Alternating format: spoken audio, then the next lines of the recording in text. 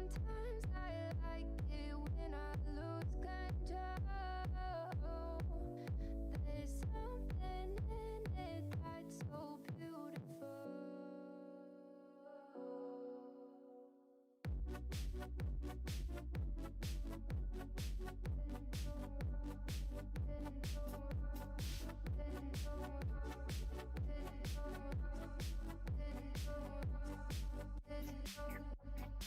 Listen, I can see the light today, but I can also see the bones decay. I don't know what else there is today. I'm doing my best not to run away. Sitting throwing rocks across the pavement, hoping it'll cave in and swallow me whole. Wondering how the world keeps on spinning, kinda scared of living when it unfolds. Hard to see the light when everything is dying, waiting for the clear. Thankful I'm alive, but terrified of dying. But hey, I'm still here. Is it that sometimes I like it when I lose control? There's something in it that's so beautiful.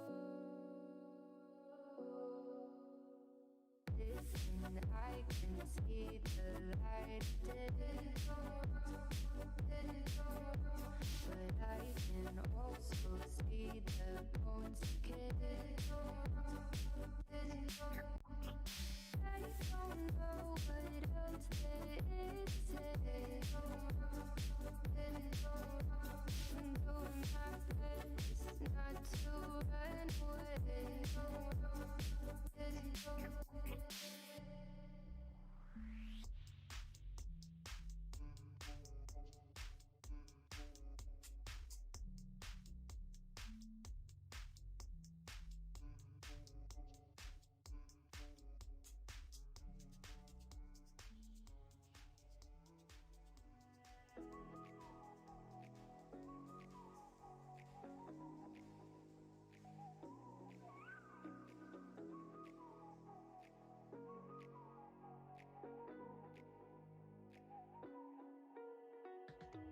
You're the night sky trying to make me see your stars, but the dark gets lonely.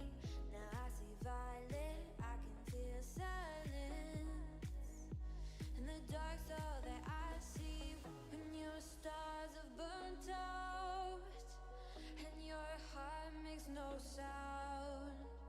I'll find violet in your eyes. You'll always be my night sky.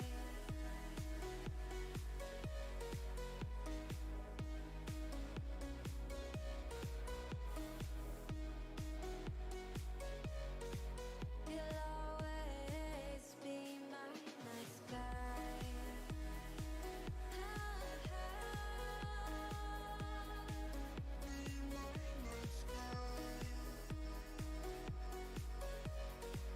You'll always be my night sky. You're the night sky hiding behind dark gray clouds. I can't figure you out now. I see your blue. There is so much cold in you, and the silence is so loud when you go. I just stay dancing with my shadow all day. Watch the time. I can't find the point where our two paths align. But you're the night sky. I'm trying to see your stars, but I've always feared the dark. Now I see violet. I can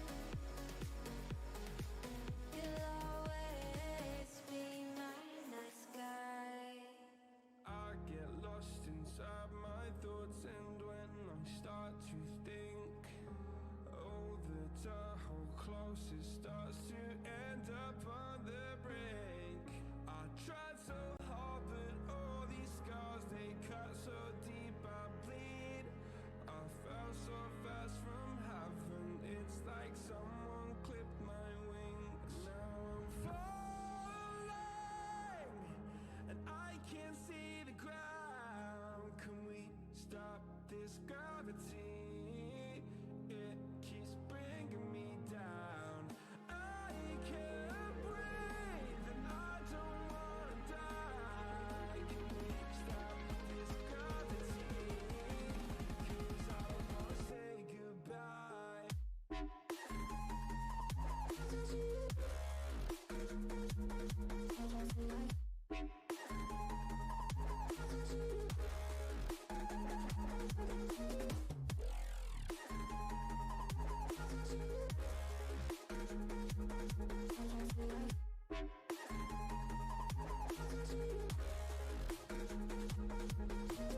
I forgive the pain you gave to me so long ago.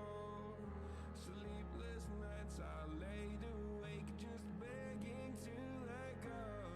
I almost got to suicidal thoughts, but you stepped in. An angel sent from heaven showed me how to live again. Now I'm falling and I can't see the ground. Can we stop this gravity? It keeps bringing me down. I can't breathe and I don't wanna die. Can we stop this gravity? 'Cause I don't wanna say goodbye.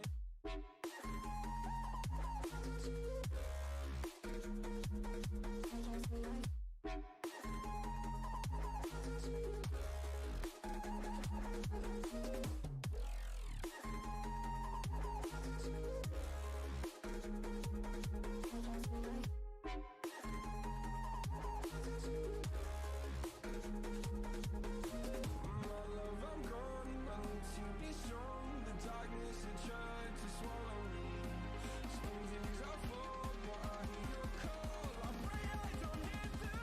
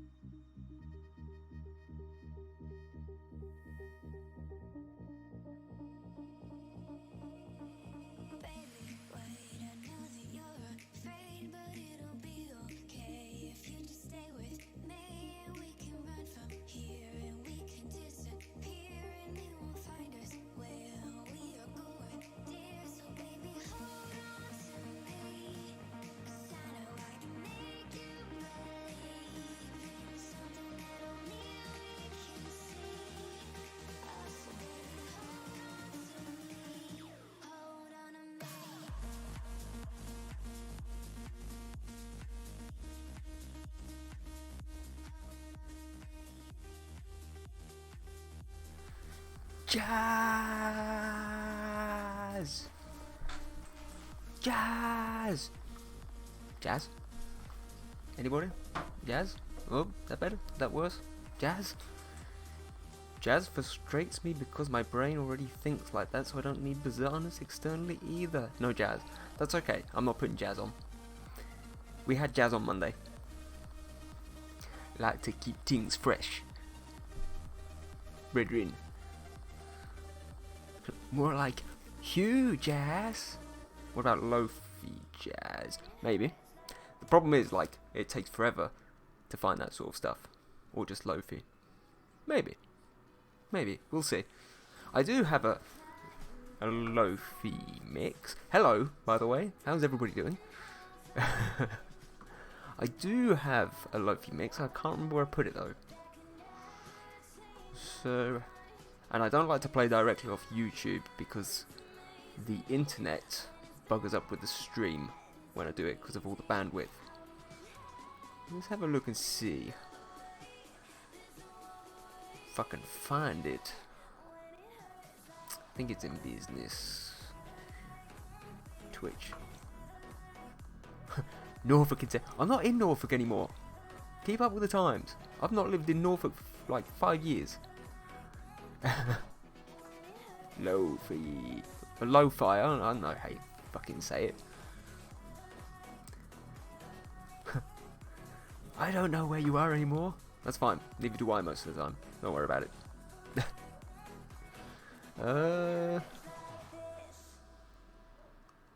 Okay, let's try that. You've been everywhere, man. That is true. That's very true. I do like a good old everywhere, me. I also say lo-fi. That's what I thought it was. Honestly. I've got no idea. Let's try this. I think the reason I didn't use this was because it kept getting copyright flagged on YouTube. If I remember right. That's right, it's the elevator music. So it's up to you. We can stick with the chill elevator music. Elevator. Or we can go back to what we were listening to before. But no jazz. No jazz. That or the Sims music. For some reason the Sims music doesn't get copyrighted. Don't even ask why. It's a bit strange.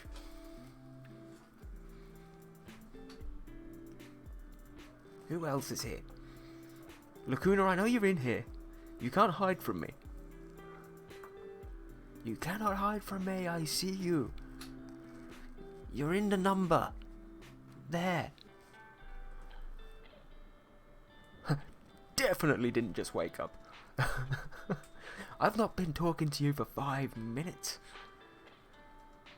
My mother is the only one that's been to Rome. This has nothing to do with the conversation, but there, I said it. That's nice to know. Nice to know. I've not been to Rome either. I wish I had. Looks like an amazing city. How are you doing today, Cosmic Lacuna? Are we doing well? In your not quite woken up state?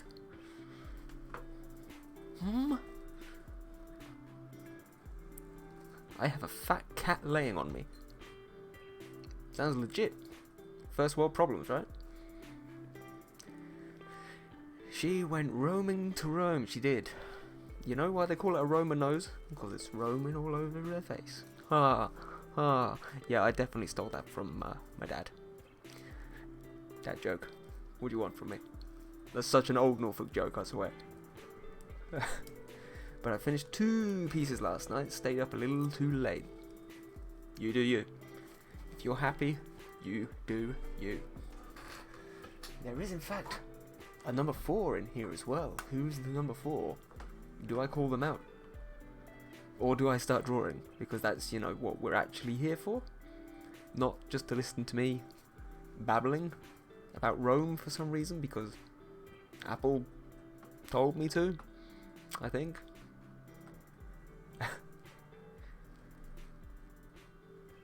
Which 2 pieces did you finish? Did you post today? I don't remember seeing anything on the Discord. Discord.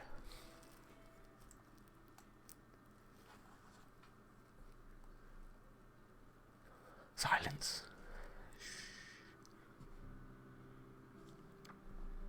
I posted one to IG and one to FB. I do need to follow you on Facebook, actually. Remind me to do that. Tag me in the Discord, right? And put note for Ollie later. Follow you on Facebook.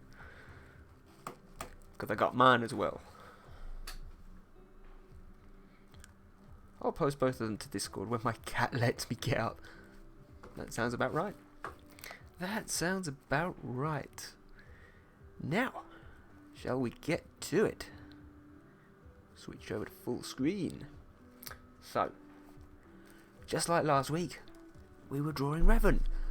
And look how far we got. Yeah, I'm joking. It's fine. Don't worry. Everybody knows who Revan is, I'm sure. And those of you who do not, soon will. If you're in my Discord or know me, you know, Revan is just like a god to me. Forget these normal characters. No, Revan is where it's at. Okay? You have no idea how much I hyped this up on Instagram and how disappointed people were that this has taken so long. So, Laguna, were you here for the last paint stream? I'm not sure if you were you? I cannot remember. Alex, I think you were. They all merge into one. Apple's been here for the entire time. Apple knows everything. But yeah, I think so. Yeah. So, this is how far we got. Last stream was my first stream. True. So, this is how far we got. Okay, so, the wise Apple. So, yeah, on a Thursday, I tend to just do whatever it is that my project is for, let's say, that week, or one of my smaller projects for Instagram. Normally, we like to do painting, digital painting, purely because, you know, it takes a bit longer, it's a bit more interesting. You can learn a lot more about Photoshop whilst doing it, and, you know, the process of lighting and all this sort of stuff. So, this is where we got to last time. You can see the top left here, these are my references, and this, if you use a PC, is a neat little program called PureRef, and this allows me to keep my references on screen at all times in front of everything, even when I'm drawing on Photoshop. So if I bring that back down, and let's say I create a new layer, and you can already see the reference is still there, so it's a really handy little tool. This is looking amazing. Thank you very much, I appreciate that. But yeah, this has taken so far, this is the 4th stream, so this is 12 hours at this point. Plus, as I'm about to show you, I do little bits and pieces off stream just to save time, because they're a bit more, you know, sort of boring. So, that's where we've got to. If I get rid of that, and I've just done a really, really quick basic background, okay, behind, and to do this I use a technique which is called matte painting. I'm not sure how many of you guys know what matte painting is exactly. In essence, it's half photo manipulation and half painting. Okay, so you take different bits of different photos, you merge them together, and you make them into little painted style, just to make things look nice and snazzy. Just gonna get rid of some of that black line there.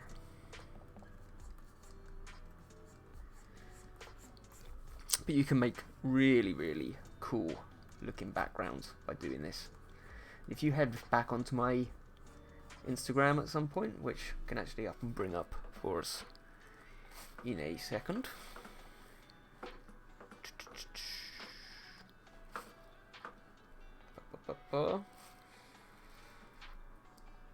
Yeah. You can see quickly if I scroll down. stuff like, for example, Naboo there, that's half drawn, and then I fit things in around it, and done it in a matte painted style. And a little bit further down, again, stuff like this background, that's also done using a matte painted style. So, for example, this front area is different to the lake, the ships are something different, the flag's totally different, the pole. This was actually originally a little sort of stone figure that you could buy on Amazon or something. And in essence, you photo manipulate it, you texture it, you paint over it, you do lighting and all this sort of stuff with it, and it makes it, you know, blend in with the background. The sky I like to just do via brush, just because it's more fun. But yeah, you can see it's a really, really effective little sort of process. Again, with this one's very similar. It just kind of helps you get this cool painted looking background. So it can take a few hours. I tend to do it off stream. But maybe at some point I can show you guys how to do it, and to do sort of like, we could do a tutorial purely of that if people are interested. Yeah, if I head back over. Heck yeah! Yeah! If I head back over to Photoshop.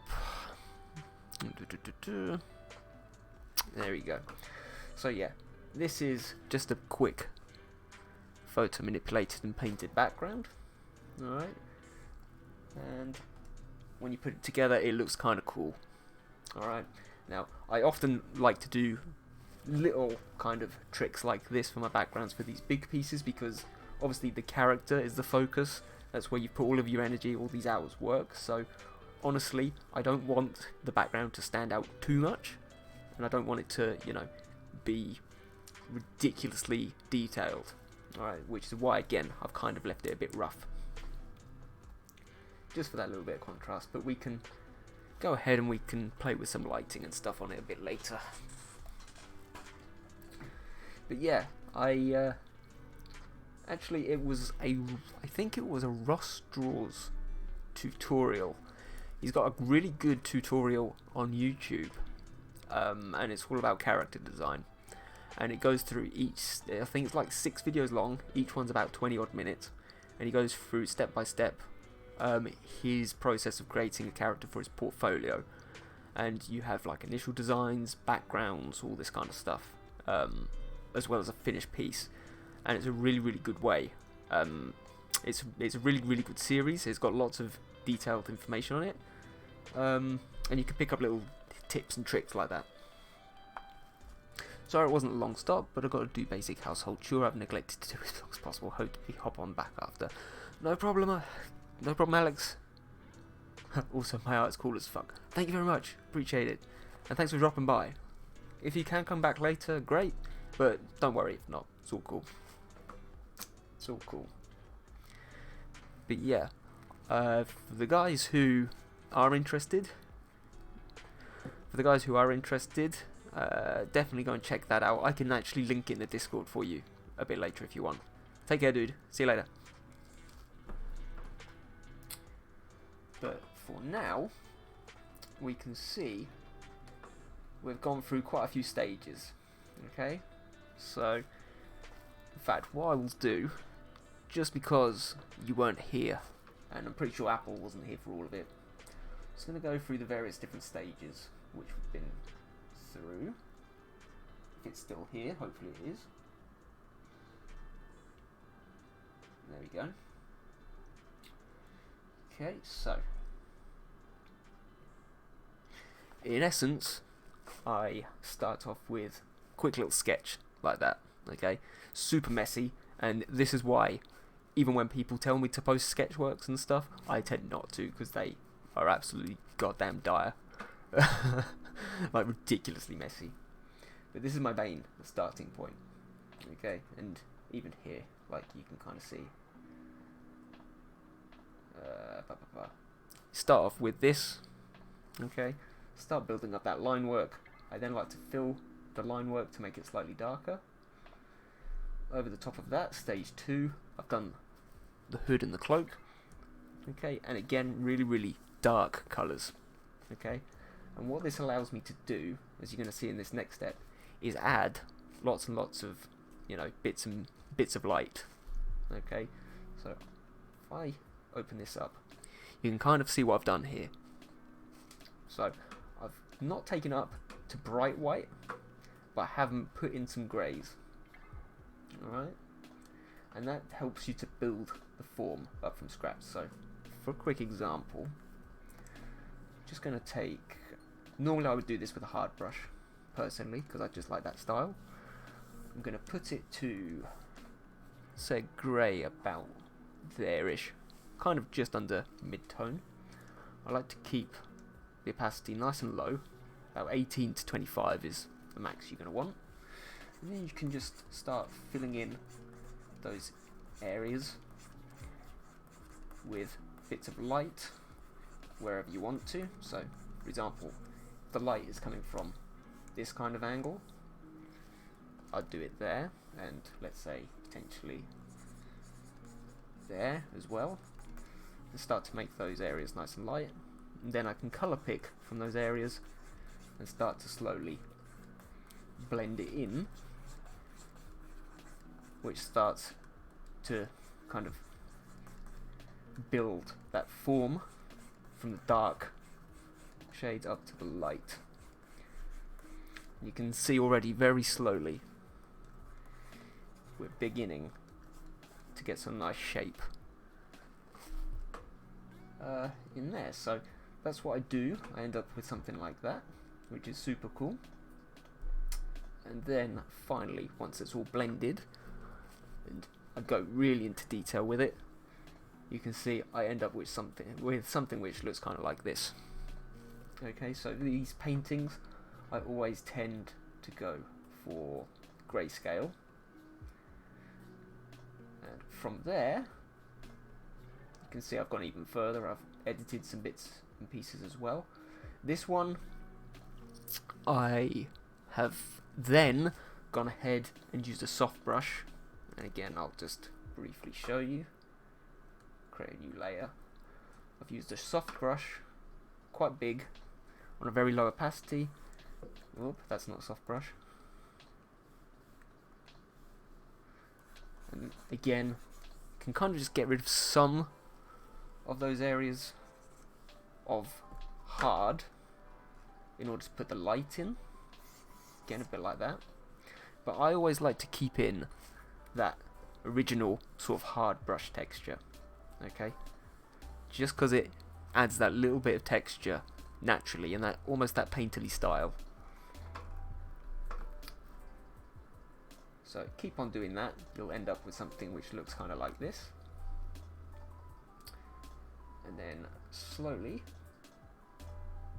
what I've ended up doing is actually colouring each area flat, and we'll go through and we'll discuss that on another video, or I can maybe clip it out of the last one I did and put it on YouTube or something like that. And on top of that, again, you can kind of see there, I like to put on textures, okay, with various different blending layers, and that's what gives it that cool kind of dynamic look. And again, when you zoom in, and I talked a little bit about this last week, if you zoom in on, let's say, a really high definition piece of artwork, splash artwork, normally for games and stuff like that, by artists on DeviantArt or something like that, like proper high definition, if you zoom all the way in, you're going to see a lot of this kind of stuff, because it looks really kind of, you know, you can tell what they've done, you can tell that there's like a real texture there when you zoom all the way in. But when you zoom all the way out as to just kind of look at the piece of work, you can't really see it anymore. You can tell that there's something there, but it's not so obvious. So that's what you always want to bear in mind. Again, you can kind of see here on the fingers, I've gone for kind of a leather texture which is totally contrasting with this one. And again, similarly, you can see with the mask over here and the metalwork underneath, that again, it's a totally different texture. So when you combine all of those together and zoom out, you end up with something like this, which is where we're going to start today. Any questions, children? Seriously, if you guys have any questions on that, or you want me to run through anything, then by all means let me know. Just wow. Thank you. I'll take that as a compliment. But yeah, so far that's about all of that. Would have taken me about 15 hours. So if you leave it like that, that is a good piece of artwork. Like it is.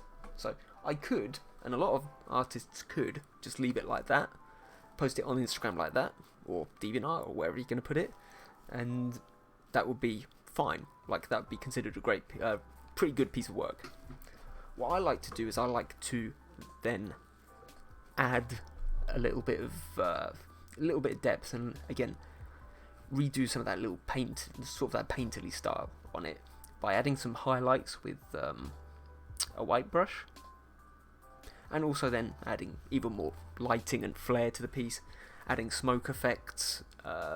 One of my favourites is lens flares, embers, all this kind of stuff. And of course, for this one I need to do the lightsaber as well. So that's what we're going to be doing today.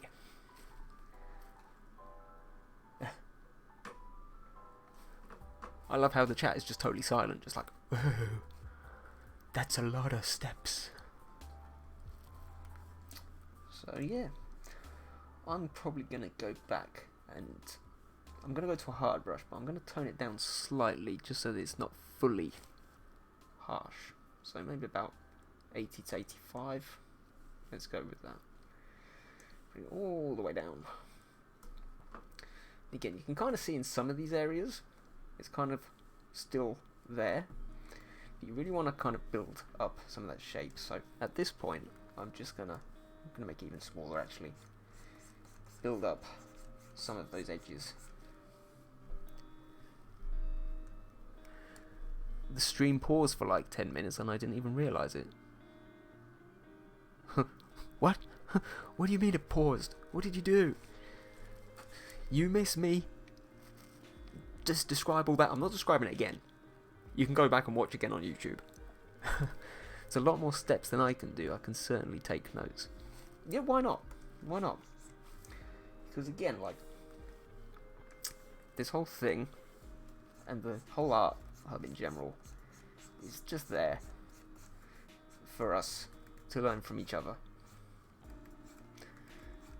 And I was one of these people, like I discussed last stream, that fell out of love with art for a very long time. And I don't want that to happen to other people. So I'm all about encouragement, and if you guys have any questions on anything ever, I want you to tell me, because it's all about, you know, working together with people and learning together.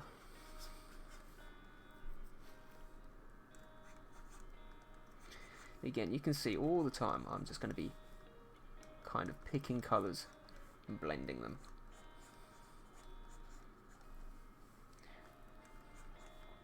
And at this stage it's very much just experimentation, because I've done all of the hard work and it's just about trying to get it looking, you know, perfect, and just getting rid of a lot of those little details.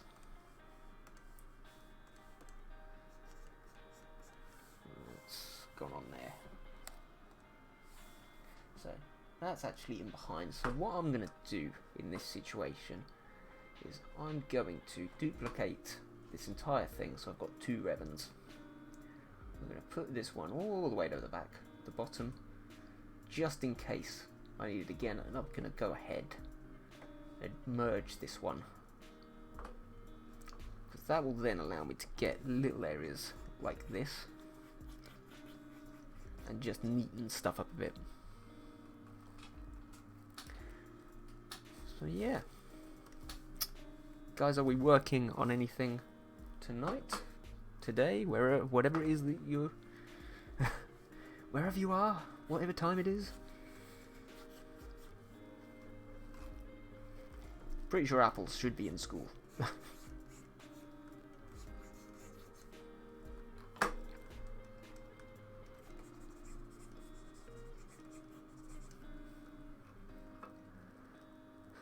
Hi, I'm working on my story of eyes. Ooh. OC.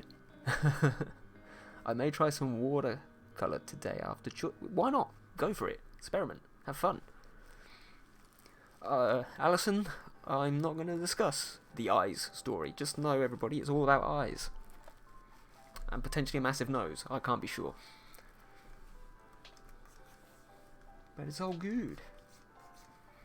Alison, how are you doing? I love eyes. Oh my god, what have I started? Mina's in as well. Hi, Mina. Still working on the essay. Love to hear it.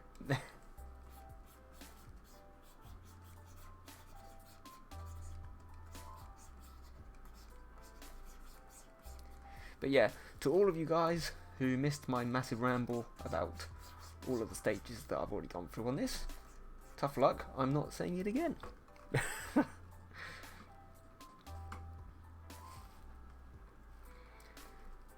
The hub is out in force, guys. Everybody's here.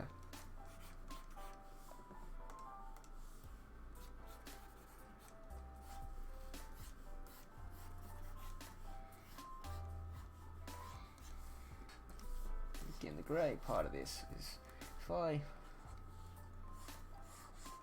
turn down that eraser,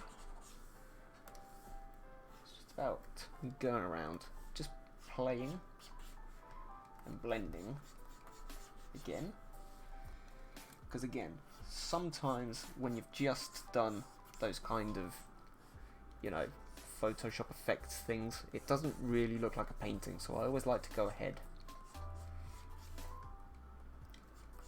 and continue on with the brush again, just to again kind of add some of those highlights. You can see it already makes quite a big difference to the shaping of everything. And quite often I will happily go around and do every single edge to varying degrees. And it's also a good opportunity to actually, you know, make sure everything on the shape behind it is well and good. So for example, here I can just soften it down a bit with that soft eraser.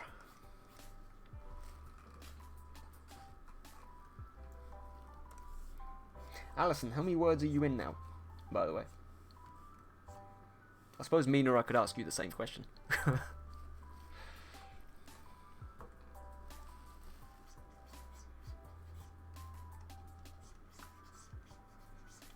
Again, it's cool just to blend some of that stuff in, just so that it's not too obvious.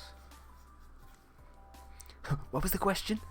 I said to Alison, how many words in your fanfic? Exactly. And I said, Mina, if you are writing your essay, I might as well ask you the same question. 55k? Jeez. I don't think I wrote that many words in the entirety of uni. It's about done. Nice.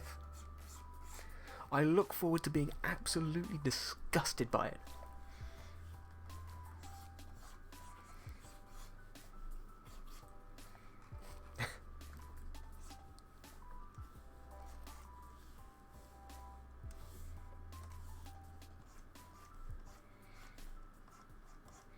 Again, this is also a great opportunity just to add some texture to the outside.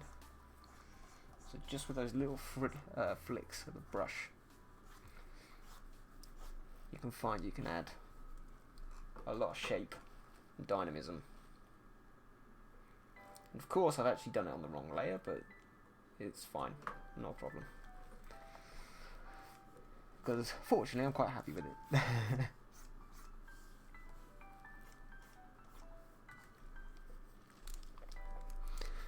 Not enough. I need 3 to 4K, but I only have about 1K. That's the thing with essays, isn't it? They drag.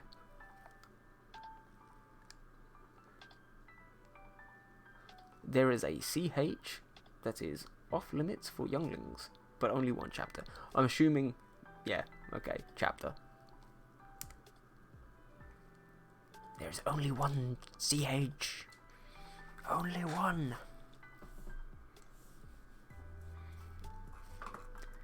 The dark side of the Force is a pathway to many CHs that some consider to be unchapterable. What? What? Again, it's just a cool little way of adding some angles. And it also helps because it lets you then colour in those little areas which don't quite make sense. Anything you've missed.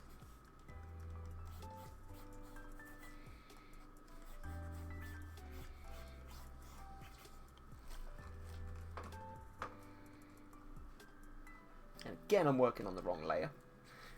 I'm going to lock this damn thing. Because it's not going well.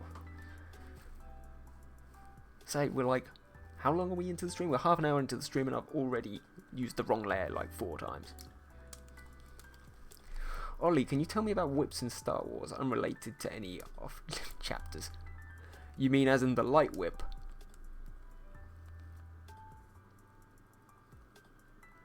As in as in Githany's light whip. I'm not sure if there was any other people that used it. I think it was only Githany by chance, and that was in the Darth Bane first book. Isn't there a shock one and also a vibro? A vibro whip does sound familiar, but I'm not sure where from. That may well be, because I didn't dive massively, other than sort of like knowing roughly the stories. I didn't dive massively into the post-Thrawn trilogy stuff. The only, like, I know about the Yuzon Vong and all that kind of stuff, but there may have been stuff like that in there. It's more likely. There definitely wasn't anything like that in the Old Republic. Legends Mode Ollie is not here today, bye! Oh, screw it, let's have a look. Forget this art crap. Vibro whip. I'm going to keep this off screen just so that nothing potentially bannable arrives. I mean, there's the electro chain whip, which was that stupid thing from last... Was it last Jedi? Yeah, it was. It was the Last Jedi, wasn't it? It was the whip thing that he snapped into 2, and it kind of made 2 swords. Hold on. There is also a vibro whip. Let's see. Hold on.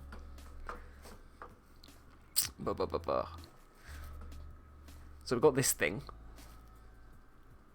which really just kind of looks unsafe. But yes, there is a vibro whip. Cyst. Oh, he was from the Black Sun. That makes sense. Yes. Yes, okay, so that's that. So yes, there was a vibro whip. How the hell that works, I don't know. And I'm not in the mood to try and find out, because that's very technical.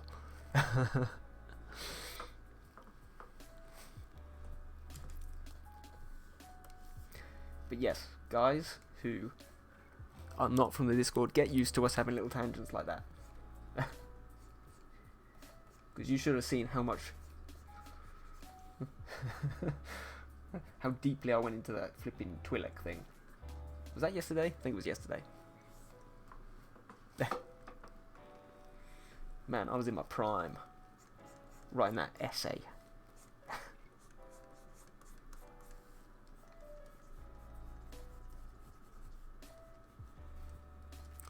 Two days ago was the lobby going insane. The lobby goes insane a lot, it's fine. It's either totally dead, or it's totally, like, total madness. But I'm not quite sure how a vibro whip would work, because the vibro blade is what Din has in the Mandalorian. It's like the knife which vibrates, obviously, because of the name. So how the hell the whip works, I don't know.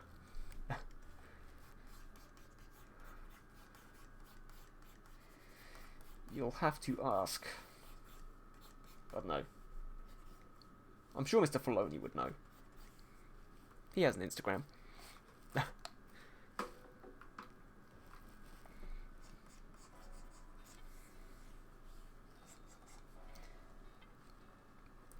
Yeah, you can kind of see there. I'm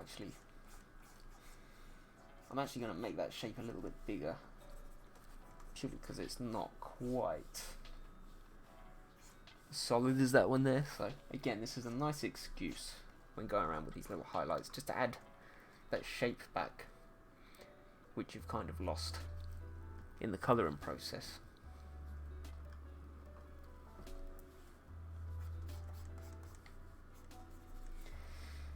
And it also, because you're again up close and kind of seeing everything which you've done, it actually really helps, because you can see all of the stuff which you've kind of missed throughout the rest of the process. So for example, I can see here that I've kind of missed little belt buckly things.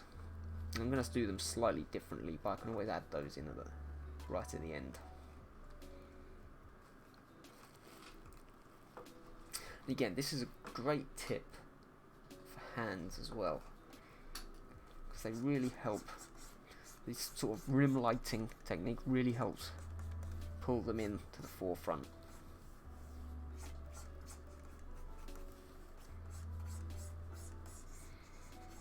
And helps add that form.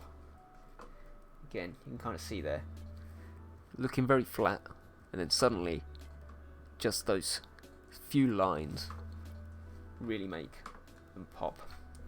Unrelated again, my 4-year-old turned on Phantom Menace on his own this morning and is about to watch a murder and is holding his lightsaber. Like, yes. Yes. That's alright, put on the Dooku decapitation scene. It's all good. That's my boy. Or girl. I don't know. You didn't specify. Oh, no, yes you did. You said he. That is definitely my boy.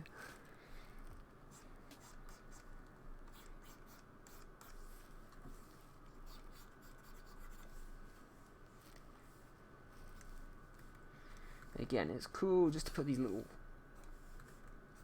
lines of... I'm about to call them lines of action, but you know what I mean. These little movement lines, just where the bends are on the fingers.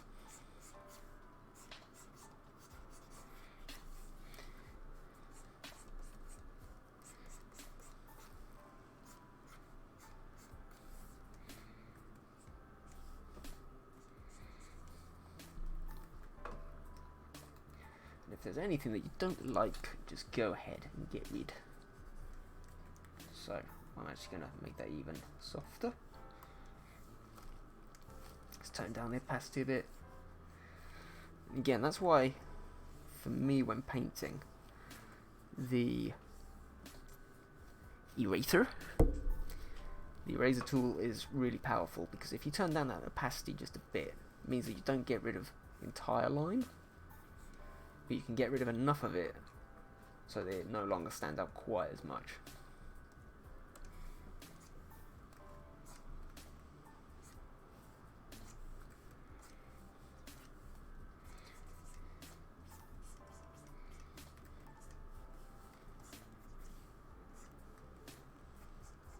So again, add that little bit of movement to the hand. And again, like you can see there, this is a really good thing to do as well, because clearly there's little bits and pieces that I've missed everywhere.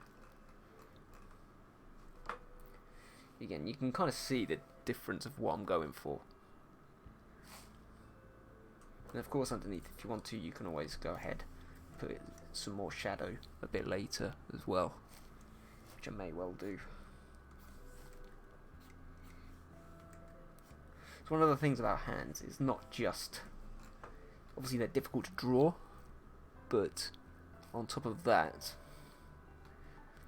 they're also really complicated with lighting, because there's so many little bits and pieces of sort of light and shade which go into them.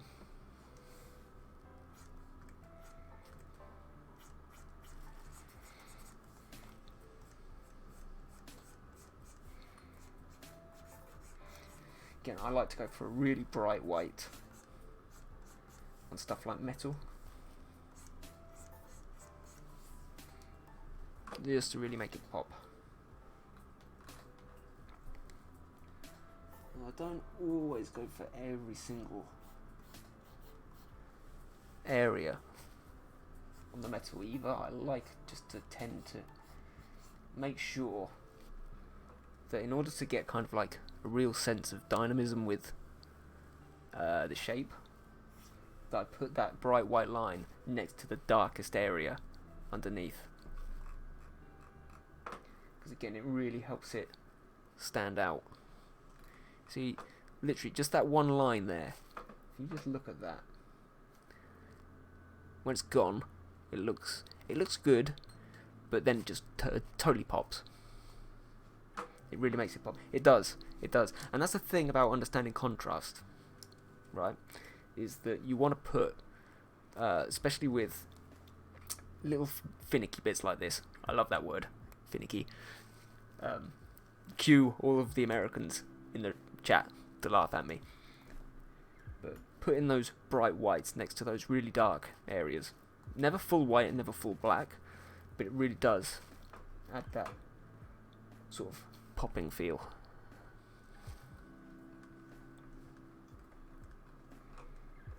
So again, I'm just gonna go ahead and do it on just one side, and again not too bright.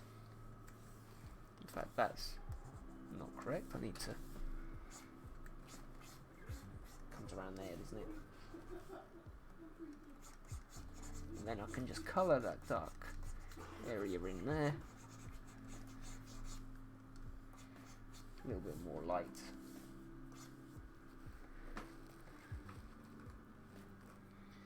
Again, it's not totally perfect because I've got the shaping a little bit wrong, but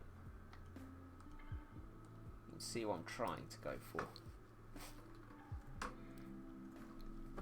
So I may just need to input some of those darker tones there just to make the shape that little bit more even. Let's add some yellow there.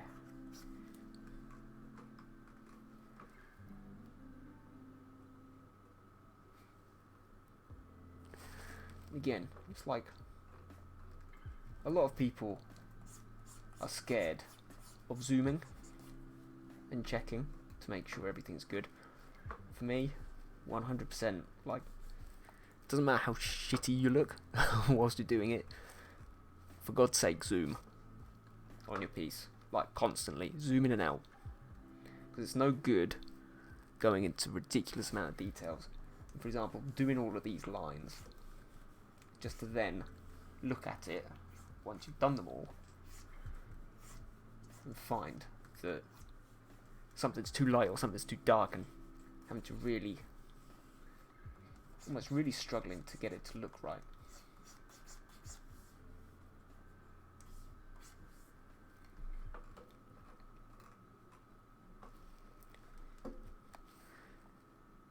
We lost the music again. There we go.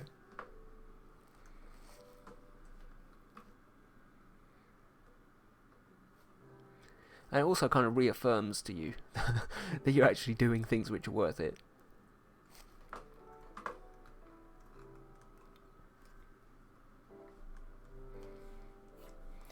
Again, on these metal surfaces I like to go slightly lighter.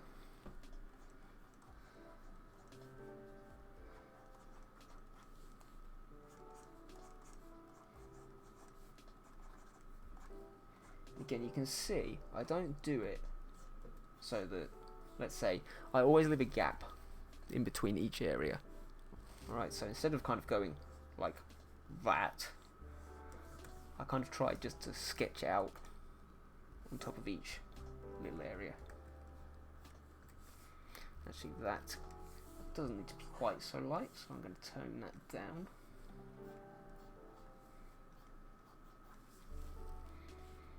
And bring it back up again for the metal.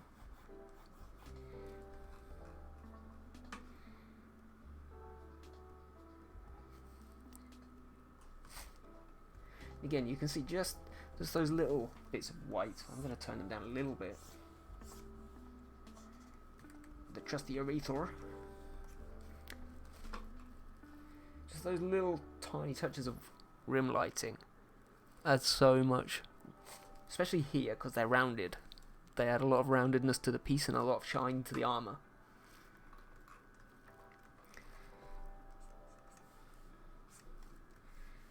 So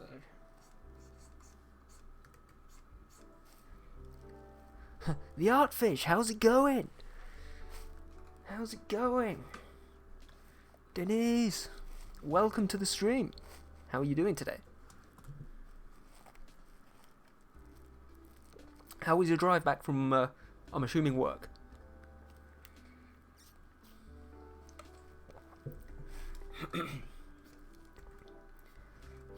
For the guys who did miss it, I'll go through and do a big old recap again, maybe either later or after the break. Hiya! Oh yeah, it's so fun to call out my name. The one and only Artfish. Oh, and by the way, Artfish, right? Be very careful, okay? Because first of all, you need to click on that little follow button, okay? So that we can try and make this more regular. But other than that, we have a little tradition here on the stream that as soon as somebody does do that, we have to go and snoop their Instagram. Okay? So just prepare yourself. I'm doing good, working on some composition thumbnails. Nice. Oh dear. Oh dear. It's happening. So actually that's not turned out well. Oop. Let me find that button. Because I love watching little streams. Little! Nah, it's cool. We have quite a cool family atmosphere going on here. It's all good. But little! Snoop time! What I need to do is I need to actually create like a separate screen. Oh, the Artfish. Thank you for following the way, my brother. Yeah. Yeah. My brothers. My brothers. Yeah, I need to create like a little subsection, which is just like at the top here. Got Snoop time.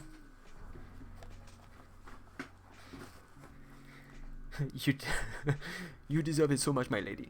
I do. Thank you very much. In the meantime, yeah, so this is my favourite character of all time. This is Darth Revan. Well, at least one of them. Okay. And I'm doing it in my painted style, but I've already bored people with the entire process earlier in the stream, but we'll go back and we'll look at it again, maybe after the break. Once we've finished the break, I'll go through and I'll explain it all again. But in the meantime, let's hop over to Instagram, where we were actually previously looking at my dodgy stuff. But yeah, Artfish. Fish. There we go. So, I know most of you already know her, because she's come in the Discord. But go follow Artfish. Go follow Artfish. Do it. And this is your new post for today. Since yesterday spammed it like crazy. Yes. This is the way. This is the way, my brother. So this is your latest post. This is ridiculous. This is so cool. I love the way that you're doing that lighting there. That's super cool. And again, that dynamism, that dynamic pose. Especially with the bow, the foreshortening of the bow. That's super difficult. Super difficult. So I appreciate that. That's cool. And it's nice that you're not afraid to put your sketch work up as well. It is an awesome pose. It is. Actually, I snooped this one as well. I don't know what it is, but there's so much cool shading going on that face. Like, you really you've brought out, especially with the nose, you've brought out the bone structure really well, which is awesome. Also, she's looking at, is that mistletoe or is that just holly leaves? I'm not sure.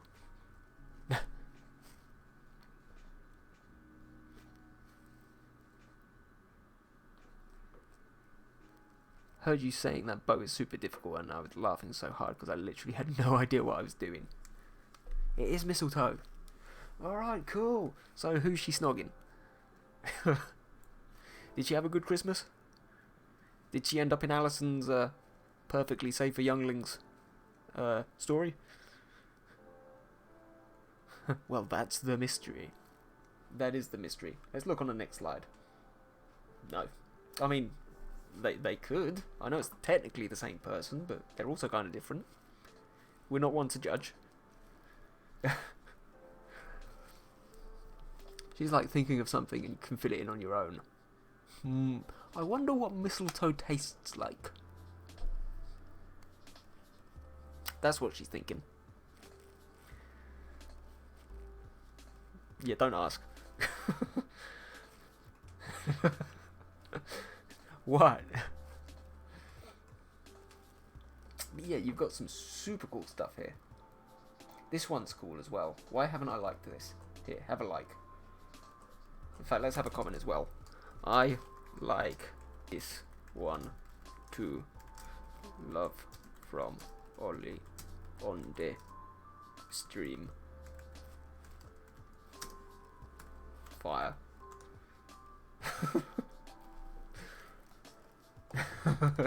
There you go. Yeah, the way that you've done the hair there is awesome. I'm always ridiculously jealous of people who can do hair like that, because I really struggle with it. I don't know what it is about painting hair. God, I struggle. And you know, just to complete the meme, I'm gonna like my own comment. There we go. There we go. You know what's a big secret? Do you not know how to do that either? Is that the big secret?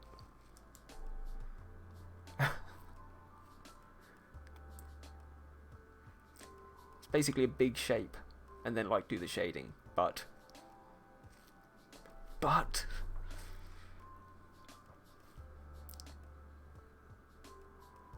hair pops like crazy when you add single. Oh no, yeah, I'm aware. I'm aware of that. But everybody else in the chat will, like I said, maybe starting next week we will do an actual figure. We'll do an actual we'll do a female character. We'll do some hair studies, and I can fail horrendously on stream with that. Takes hair notes. See, these streams are great. They're great. They're good for taking notes. But yeah, you got some super cool stuff here. Have another like. I try not to spam too much. And Colour George and Ad are amazing for highlights. Ad. I mean, come on. Somebody's been watching Ross Draws as well. Colour Dodge. Whee! But yeah, that's you there. All nice and sweet. Lol. Yeah, see, I'm onto you. I'm onto you. Thank you and thank you. Welcome and welcome. So yeah, at the minute we're just going ahead and we're highlighting this piece. We're right at the very end of the process at the minute.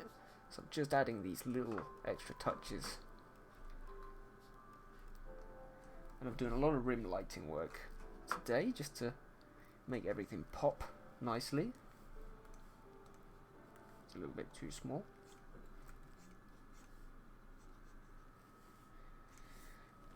Just tiny little brush strokes there.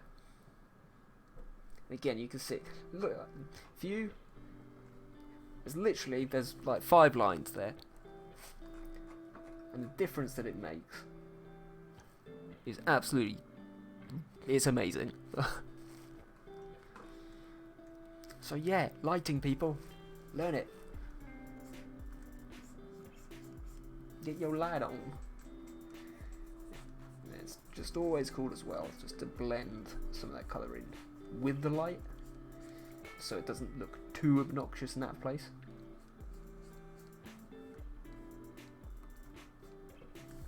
Might turn this down a wee bit as well.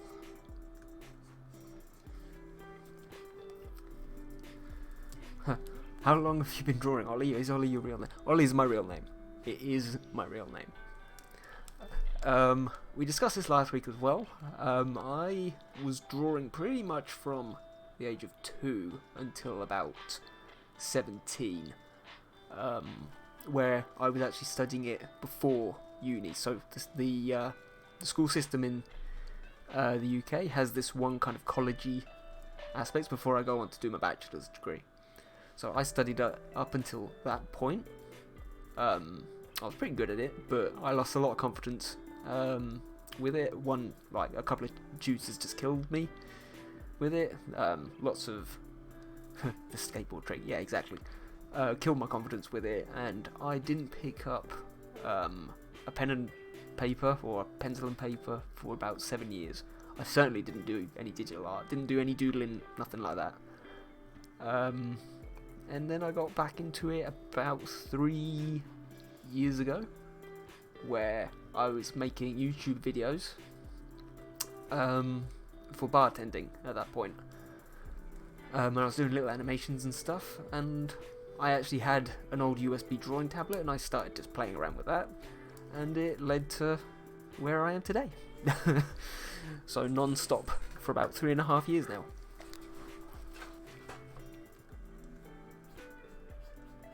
But you find with a lot of the, let's say, older ones in the community, they have very similar stories. So sorry for hearing that you've lost your confidence, but I'm so glad to hear that you're back at the game now and you're going strong and all. Thank you very much. And again, I say this to other people all the time. One, I want to use my experience to, keep to kind of push the younger ones, especially in their Discord and on Instagram, to keep going and not to let people ruin their confidence. You do you, at the end of the day. If they don't like your art style, don't give up your art style as well, because that's what I did. I gave it all up, and I was pretty miserable for a long old time. So don't give it up. It's just one of those things in life. But also, for me personally, I look back now and I'm kind of glad that I did give it up. Purely because at the time, the education system was pushing me with my art down a road which I didn't want to follow. It was pushing me down a very traditional route, very,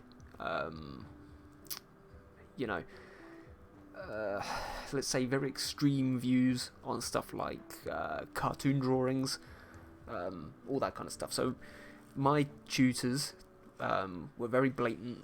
Digital art wasn't a thing, and they said to us word for word, comics and cartoons are not art. And that was what I was good at. I was good at drawing, I was good at making characters, all this kind of stuff. And they pushed us towards doing landscapes and, super realistic drawings and all this sort of stuff. It was really useful, but it was also an absolute killer. And I didn't enjoy doing it, so there was no point in doing it. Boo to bad teachers. Exactly. Boo to bad teachers. Boo to all of them. So actually having the break, losing all that confidence, and then coming back and just going, right, screw the world. I'm going to do what I want to do. If I want to do stupid nerdy characters, I'm going to do stupid nerdy characters. If I want to do scantily clad ladies, I'm going to do scantily clad ladies. Screw you all. In my style. And from there it went from strength to strength. Of course it was difficult going back after 7 years of break, because you almost had to relearn everything again. Like, your muscle memory was gone, how to draw was gone. But equally, would I have gone down an art career route which I was happy with, doing what they were teaching us to do? Probably not. Now I think the guys at school are super lucky, because digital art is well respected, it's a thing, the comic industry is a thing, the game industry is a thing. When I was at school it really wasn't, so we were kind of pushed away from it. Which is sad, because I'm sure there's a lot of artists who are in the same boat as me, who are far better than me, that were probably put off as well. Which is sad, but that is life at the end of the day.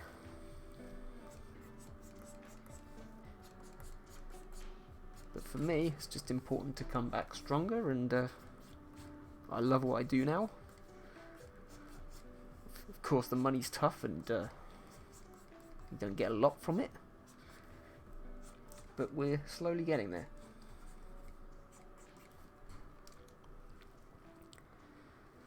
Digital art has expanded immensely over the past years. It has, and I was quite lucky that I got in on it before, let's say, everybody had a tablet.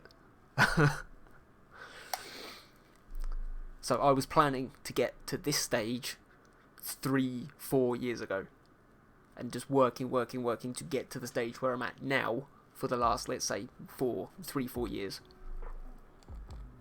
It's the old generation that didn't want to change their safe zone. Exactly. Which was funny, actually, because at the time, that tutor wasn't actually that old.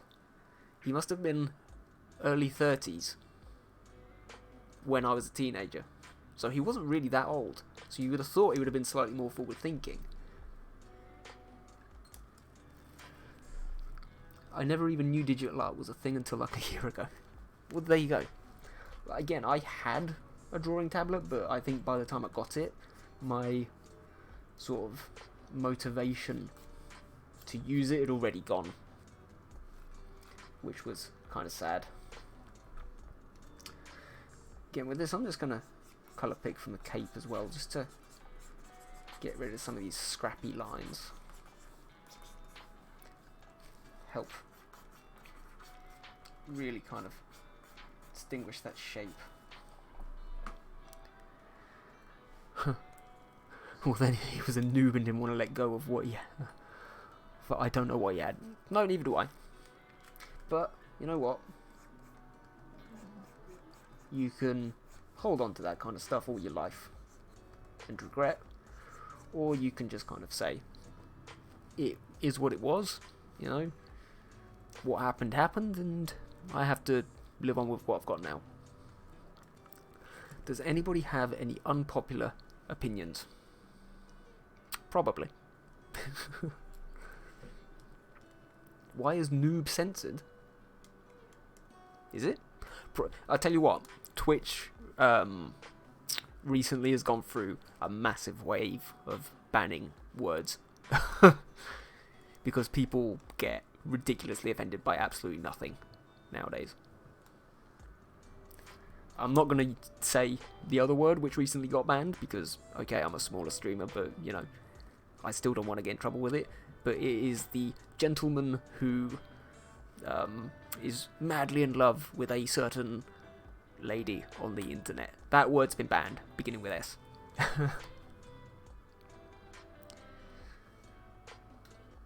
Pineapple pizza is free. It is. It is. That's not. It's not controversial. People who think it is, they are controversial.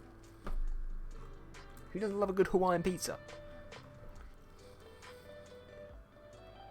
I miss pineapple pizza. I'm allergic to tropical food. How did that happen?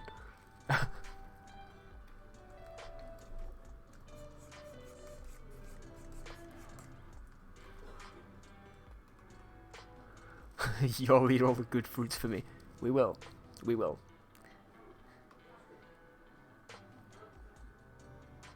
Soup. Soup. Apple, provide some context, because I've got no idea what you're talking about. Let's blend in some of that there. Let's bring that up slightly lighter as well.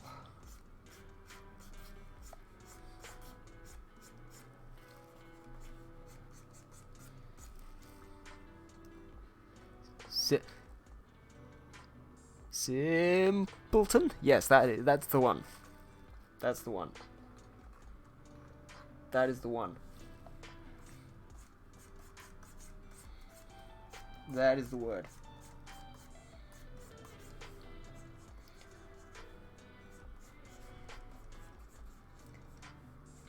I'm pretty sure eventually, they may have even done it now, but you probably can't say the T word, who they constantly donate to either. Simplistic?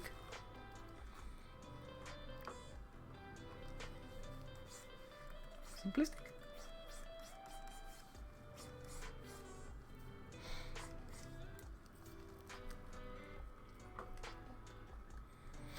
Not hugely happy with that. Let's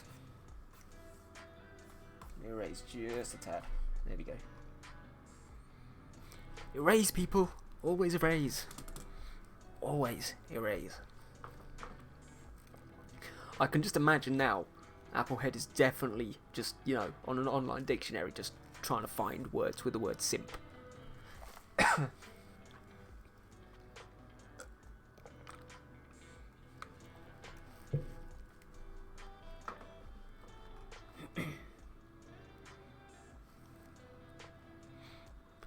Again, like, and as you keep going through this process of just adding those little areas of highlight, you can see just how much it pops, which is super cool.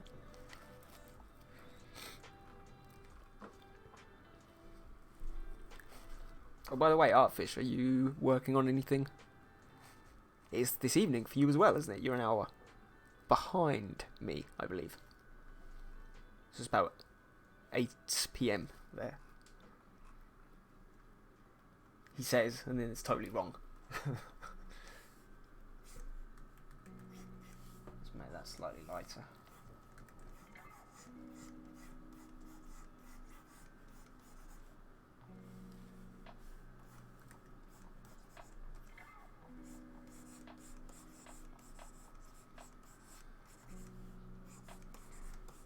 Yeah, for these rounded ones, there's nothing wrong with making these lines a little bit thicker. To add some shine. It's big brain time. I have to go again. Your streams always seem to interfere with my dinner. What can I say? What can I say? Thank you for turning up anyway, Mina. Maybe we'll see you later. If not, don't worry. And best of luck with your essay again. Yep, it's 8 PM here. I'm working on a very personal project inspired by 2 challenges and my personal experiences last year. I'm not sure when to call it finish. I'm so picky on it. Sounds intriguing. Sounds intriguing. Maybe what we need to do is we need to do a like a work in progress shout out.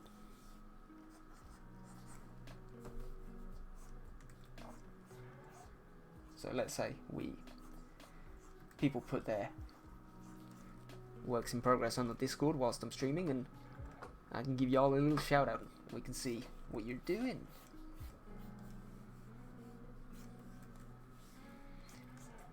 And if people have got any advice, then they can go ahead and give it.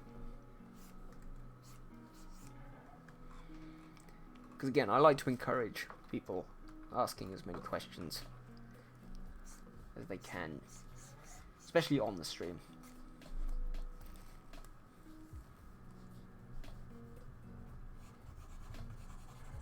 Add a little bit of light there just to make it ping.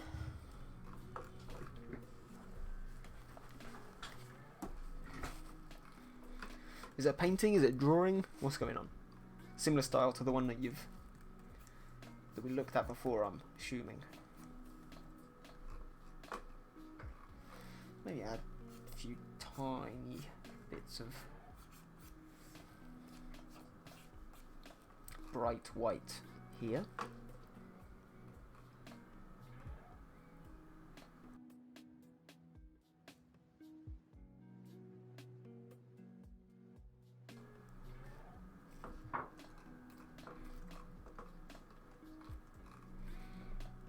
There's just, again, little bits there just to make it stand out. Touch.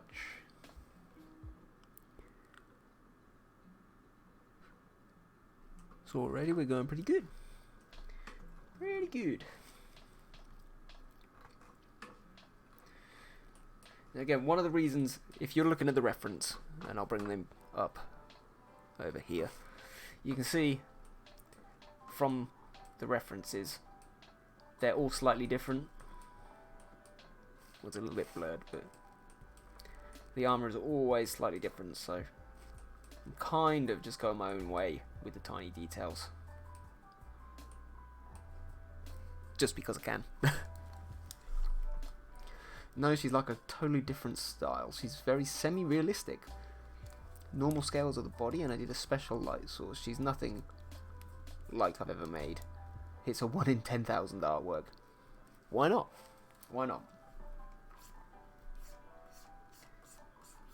Again, experimenting with new styles is ridiculously helpful. And as well as that, honestly, getting new styles wrong and totally fucking a piece of artwork up is probably the most useful thing you can do. See, as a kind of art community, we need to get out of this kind of habit of expecting things to be perfect every single time, and straight away as well, because it does not help you mentally for a start, but also it doesn't help you improve your artwork. So experimenting with something totally different is a great thing to do, and it really helps you hone and improve the art style that you want to have. I think it's awful to stick with one art style. True, I don't let's say have a problem with people only posting one art style. That's not an issue at all. Because actually, in terms of playing the social media game and making everything look consistent, it's actually quite important not to mix it up too much, because otherwise it can end up looking a total mess. However, in your personal time, for the love of God, yes, like, make sure you're experimenting at least with different styles.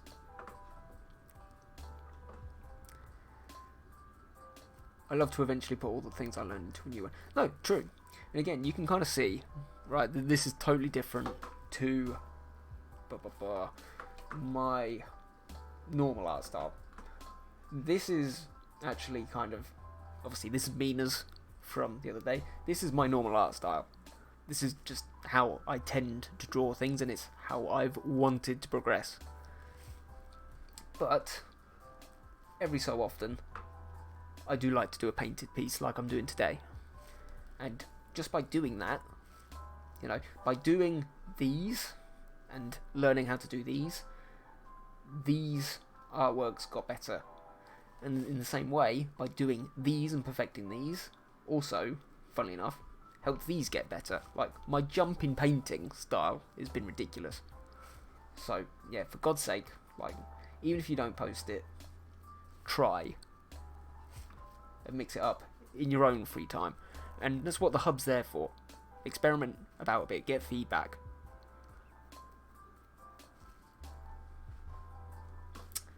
Because we're all lovely people. We want to all help each other be the best we can.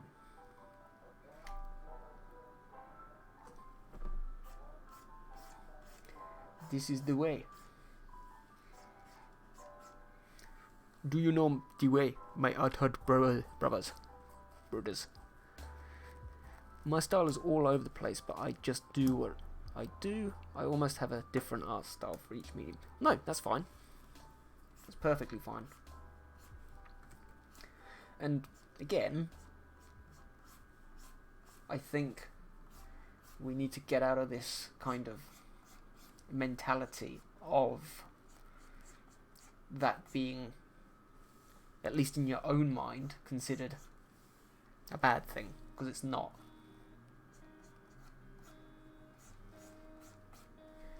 I know people can get very self-conscious, and I don't think social media helps that, but at all. And that's again why we were discussing this with Karina earlier on in the Discord.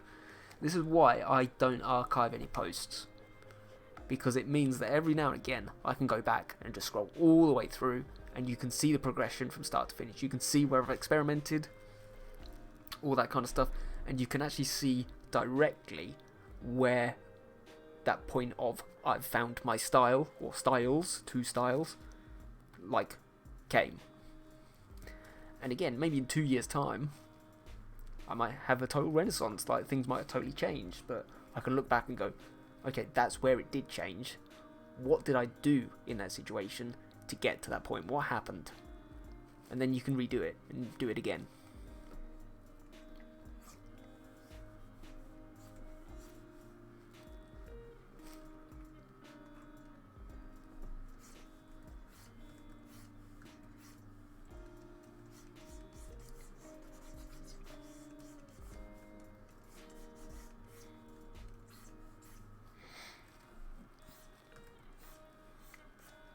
But again, I think a lot of the time, people who think that their art style is all over the place actually isn't. They think it is, because things aren't exactly the way that they were in the previous post, but to somebody who can't see inside your head and doesn't know what you're trying to put on paper, it doesn't necessarily come out like that.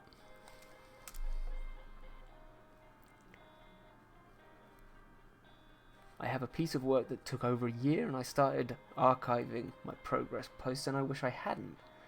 It's my favourite... Oh yeah, it is my favourite piece I've ever made, and it's cool to see it in stages. True.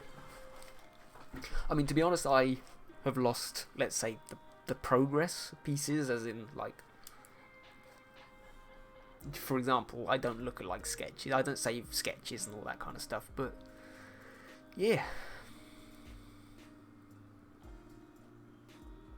But yeah, and even so, like, even if you were to archive it on, let's say, Instagram or whatever, at the very least, I would suggest, in the file names and everything, date them, so that you've got a way of looking at them in order, just for your own sake.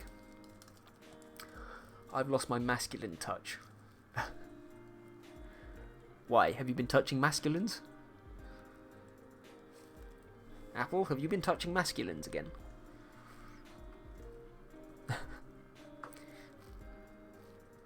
Guys, by the way, I'm just bantering her, right? I'm not actually an asshole. It's just because it's Apple.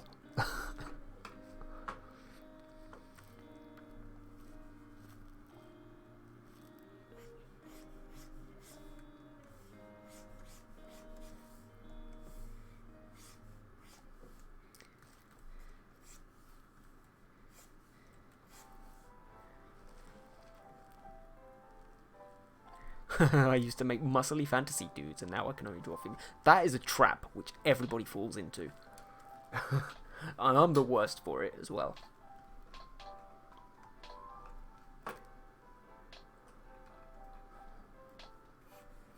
Like, women are just so much, like, especially in certain art styles, they're so much easier to draw. I don't understand it. But I've heard several people say that seems to be a thing. That artists seem, and even people who can draw both, seem to have a preference, and mentally they are able to draw one over the other for literally no reason. Because it's Apple. Because it's Apple. Curvy is easier for blocky muscles for a lot of people. Yeah, exactly, that's the thing. If you've got a very curvy style, especially with line art, you can find that drawing men is a lot more difficult because we have much more angular features. Whereas, let's say, obviously drawing females is a lot easier. Whereas, the funny thing is, of course, it works the other way as well. If you have a very angular, sort of straight line style, you can often find it much more difficult to draw females.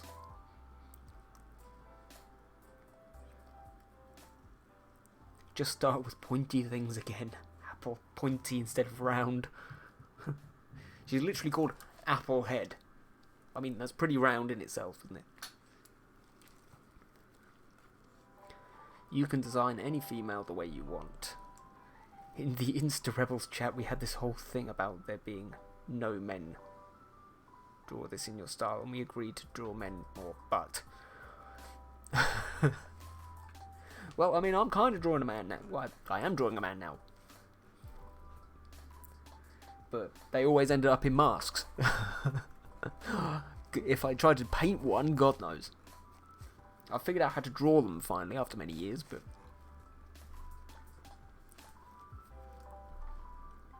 again, especially my cartoon style, I think I've finally figured out the way to do it so that it kind of stands out, because it's almost about making them opposites in a way. And once you get that into your mind and you kind of draw, you don't draw them in the same style necessarily, you draw them in almost totally the opposite style, then you start to make some progress. Like, I won't go too much into it now, but because again, that's something for another stream.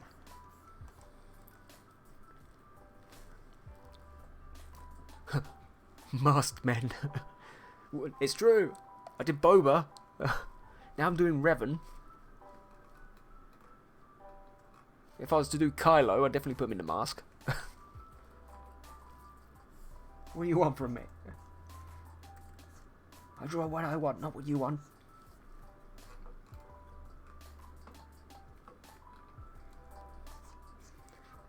Also, why are you R-ing?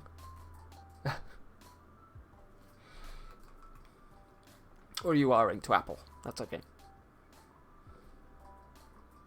I'd like to make more androgynous characters. They can be the best of both.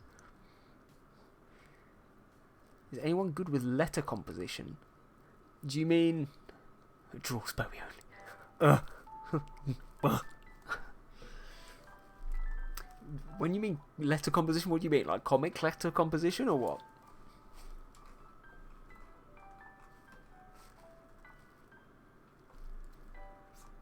What is going on here? Explain. Explain.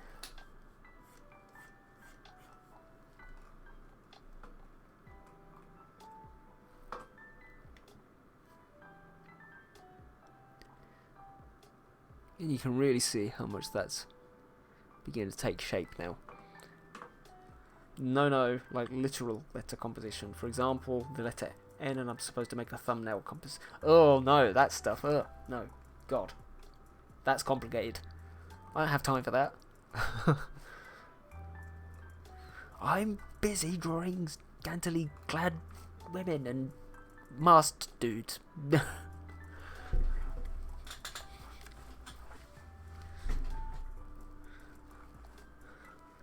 Yes, Apple was meant to be androgynous. Yeah, sure he was. Yeah. He, she, I don't know. I'm confused now. See what you've done? I'm old. I can't handle this stuff. A thumbnail out of N. How does that work? I'm gonna leave it with you. Sure, you guys can figure it out.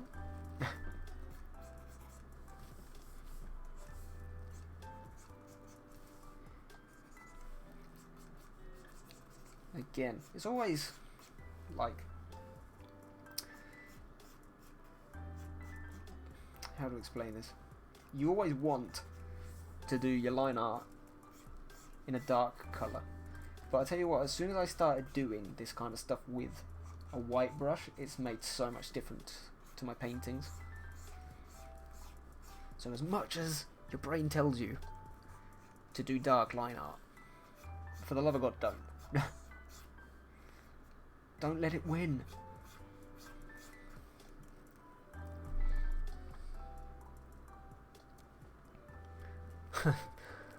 Apple, you and I can practice Android together. Do it. Do it. Do it. Gladly. Yeah, so you know how you got composition lines and the rule of thirds?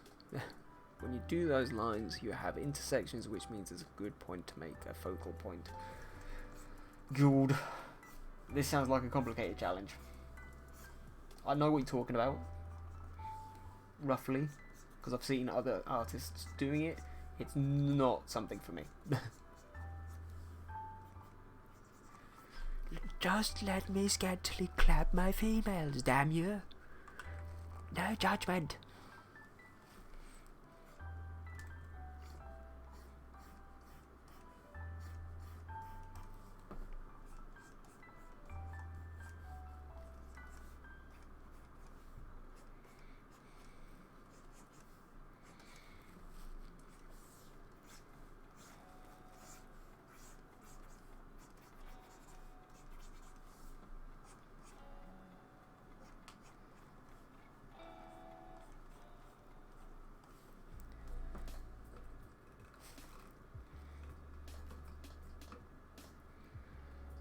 That's not exactly worked the way I wanted, so again it's a great time just to take the eraser to get rid of some of those lines. Nice and sweet.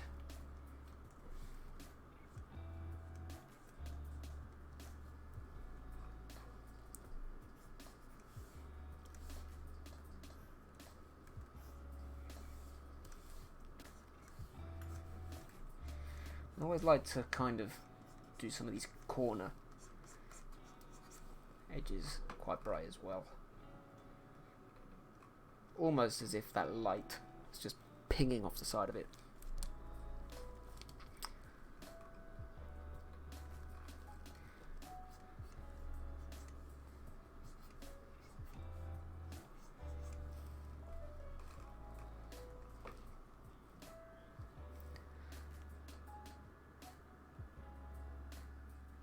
Now I still probably need to do some bits on the cape, and I still need to do the mask. Might add a little bit more around here as well.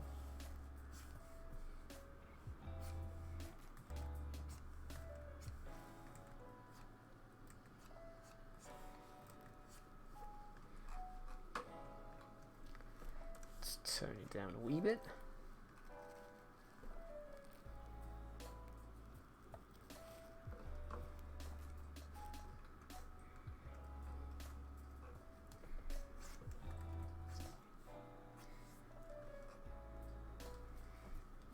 Just some touches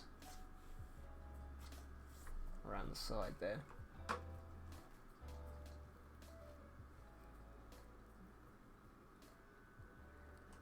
It's coming on well, guys. We might just finish it today. Who knows?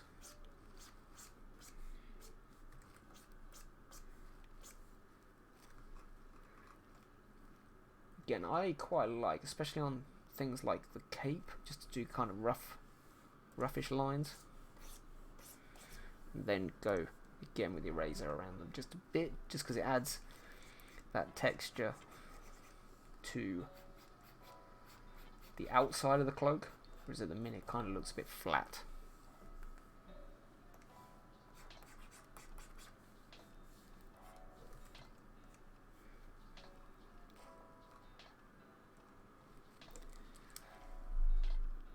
But with letter composition, you draw the letter. Tell you what, either maybe there's like a YouTube video that might be able to explain this better. So if you can find something like that, or maybe an example on Instagram, on an IGTV or something, like pop in the chat and I'll bring up on screen.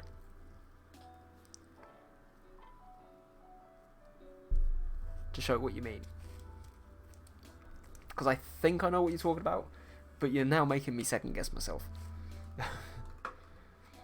And I don't like second guessing on my own stream. Ah.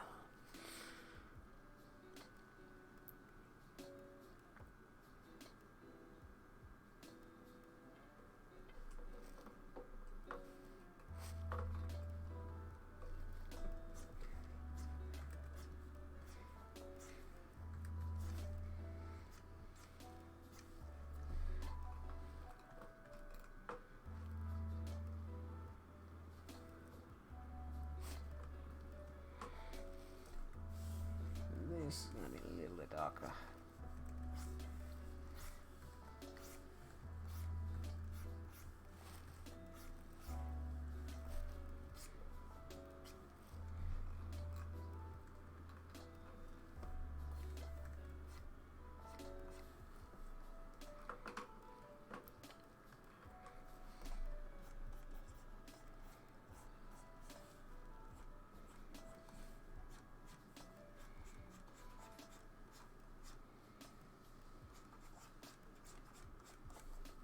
Cool.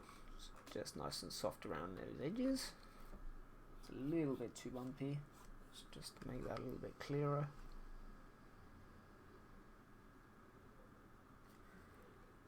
Again, it just brings it out and pops it out from the background.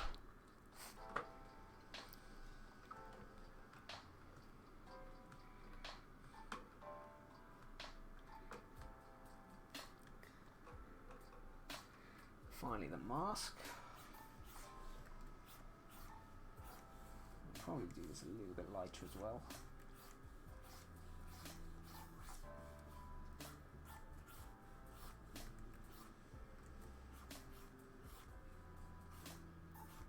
Again, that's the beauty of the opacity layers. They just allow you to build up as much light as you want without being too distinguished straight away.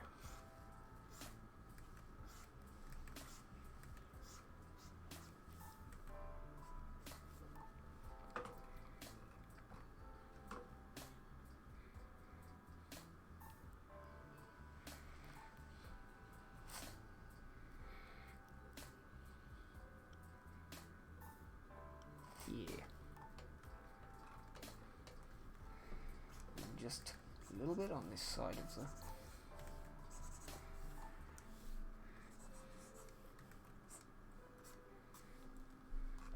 visor, just to kind of bring out that edge.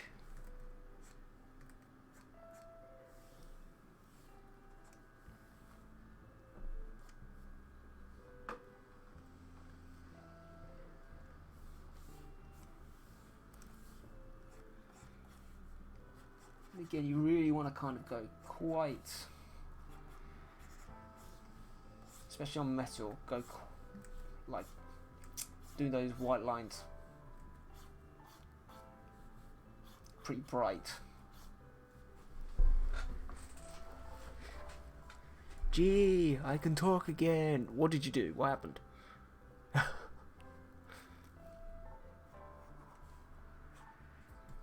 Did you get banned?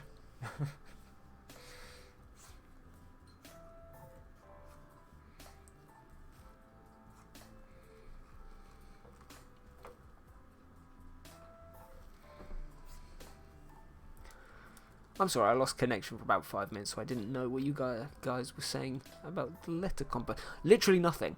All I said was, if you've got, let's say, an example on Instagram, or like, if you know a YouTube video, link it in the chat, and we can have a quick look on the stream. Because, again, I think I know what you're talking about, but I'm beginning to second guess myself.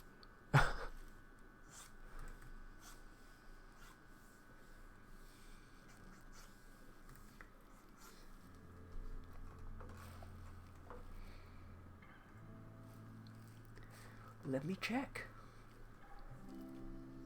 I shall do.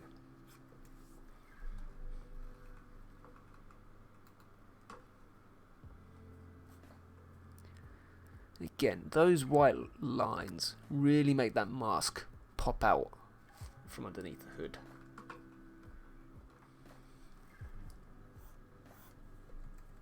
Again, using that same principle, I'm going to put the white lines next to the darkest colour.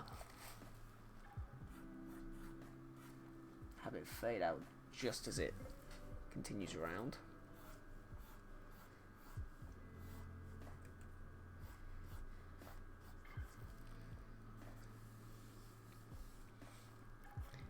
Add little touches around where the shading is, but you don't need to go too crazy with it.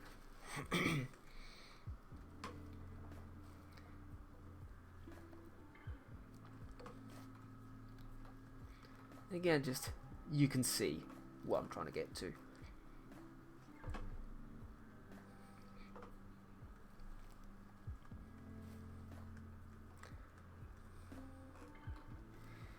Again, let's do the same on this hand. Grab some water.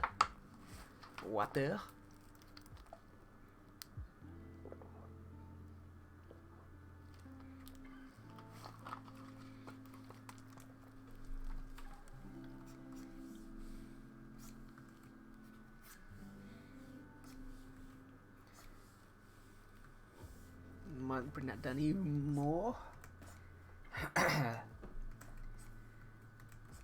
Felt like a teenager then. God, flipping voices breaking. Jeez.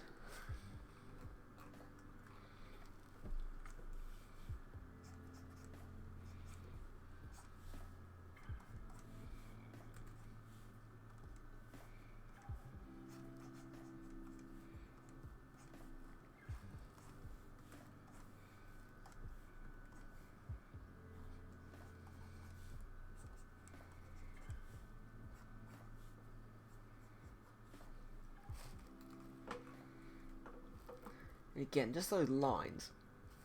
Just look how much that's brought out, just them two fingers.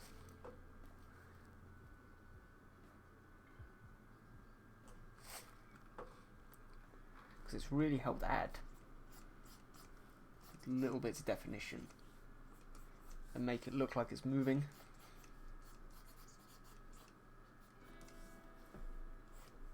Again, with a thumb, you can do something very similar.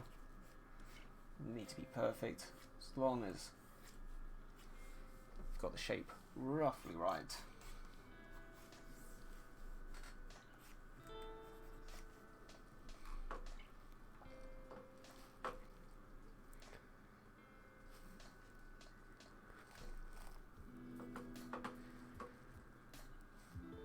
Okay, it's no video, hard to find, but there is an example. The second picture. Have a look, see. It better not be porn. I actually thought I was on the Photoshop screen there, but never mind. Yeah, okay, I see what you mean. That's what I thought it roughly was. So in essence, you use the shape. So you've got your horizon there, the figure there. That when you've got the X kind of going that way. Obviously, S is always everybody's favourite. I do it for like paths and lakes and all sorts. V is quite clever. That's interesting. So your circle is normally your opening behind there. Cool. Again, see with the tree, I often do that quite naturally with a lot of the scenery that I do anyway, so.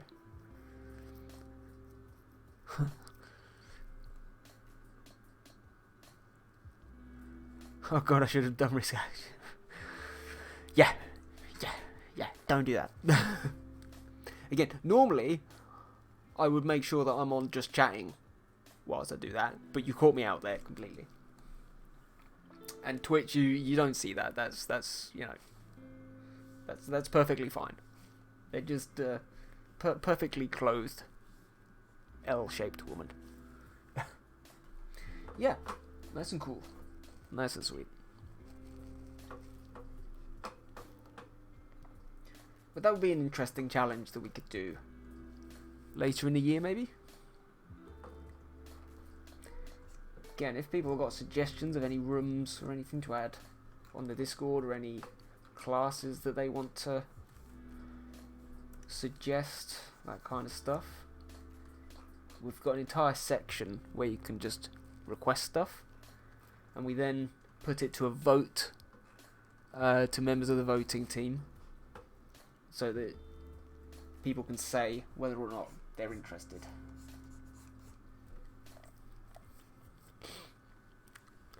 So many letters. CQGNRSAMYF.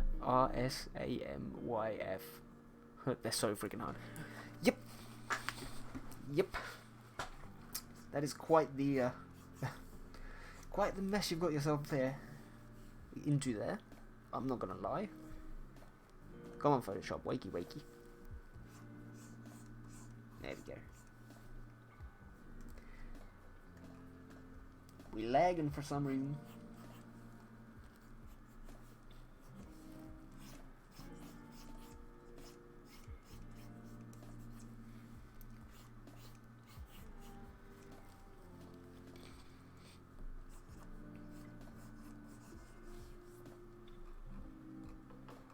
And also, of course, forgot to say to you guys the other day, if there's anybody that you know who you think might either, let's say, enjoy the stream or enjoy taking part in any of the classes on the Discord, or just being in any of the rooms in the Discord, it doesn't have to be the classes, it could be anything, it could be some of the fandom chat, feel free to invite away and just let me know, because I can send you a link.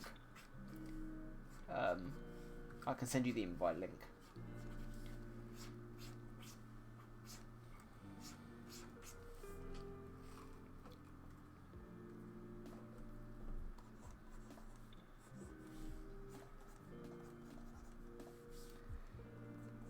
Again, it's kind of like, especially this late stage of the painting, you start to pick up on these little details which you've not quite filled in properly. So, for example, just round off using this grey some of these edged areas,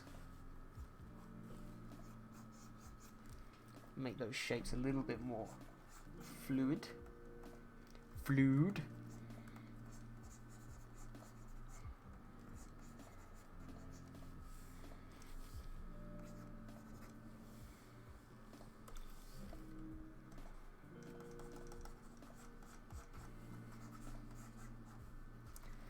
And blend a little bit more if we want to. For example, here, I'm just going to get rid of that little area there.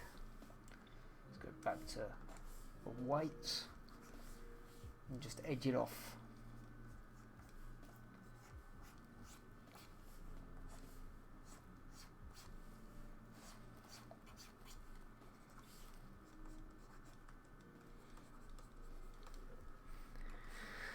Yeah.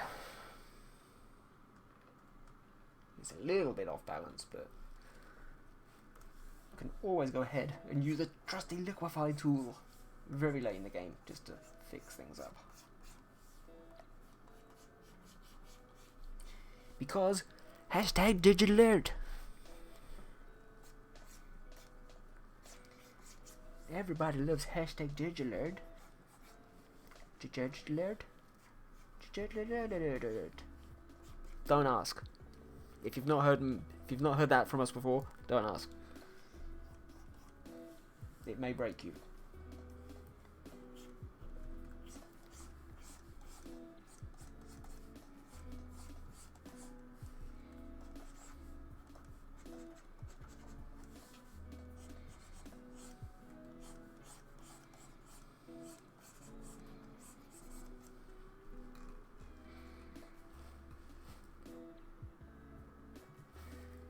Again, you can just kind of say, "Hello, Danny. How you doing?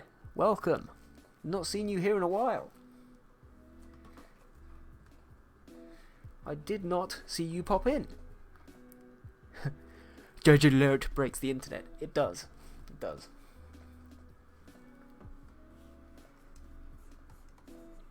I want, by the time I die, I want to have broken the internet with hashtags Digital Alert.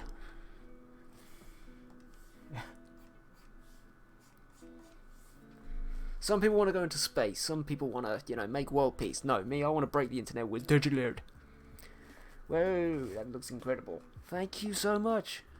Thank you. I appreciate it. We're getting there slowly, as the catchphrase goes. Danny, what are you up to? How are you?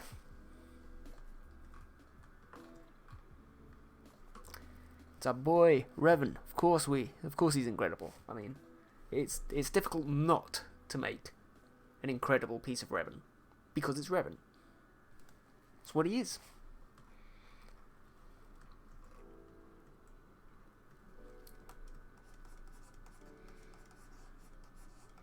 Get rid of some of this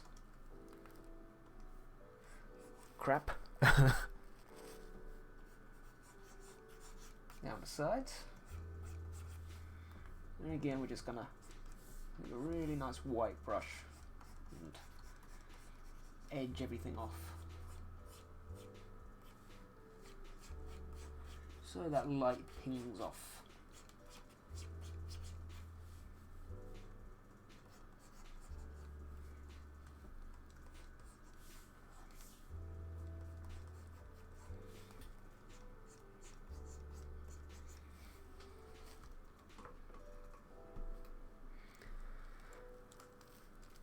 I'm doing good. Been pretty busy with schoolwork lately. Not fun. Don't worry, we all have to go through it.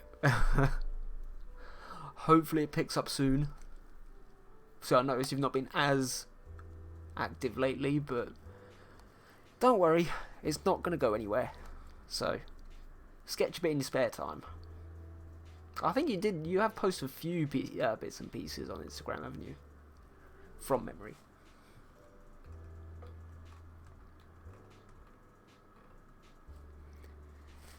Yes, newbies. Danny's been around for a while. She's not been very active recently, but there's your explanation why. I might just quickly take a darker brush and just fill this in.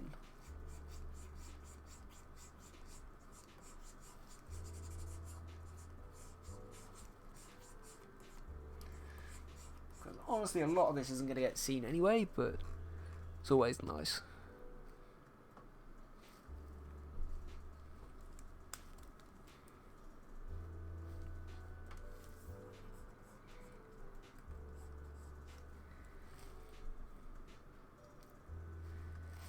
Yes, Danny, say hi to everybody. Say hi. High five. But yeah, we're right at the very end of this process. Danny, I think the last one you were in was the... Was it the Ahsoka one? I can't remember. I think it must have been the Ahsoka one.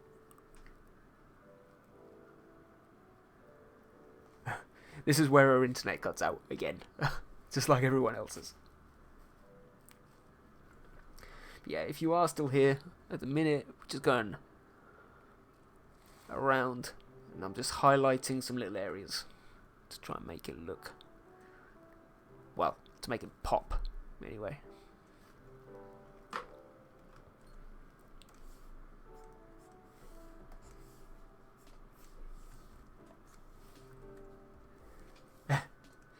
Danny's in the chat, Danny's famous.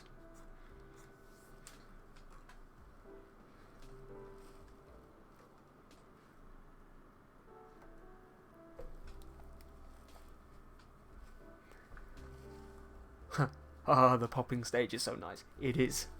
It is indeed. Gotta love that popping stage. And again, for me, that's just a little bit too...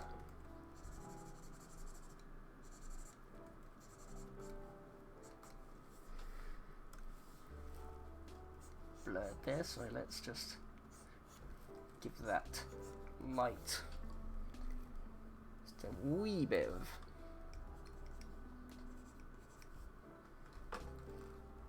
flex.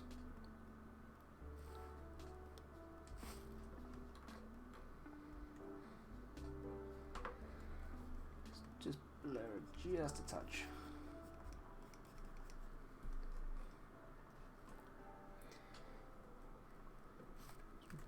down slightly as well.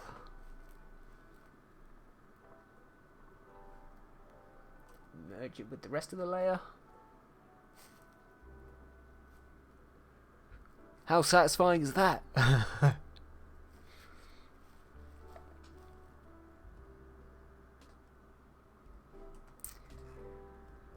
Probably some little details which I still need to put in.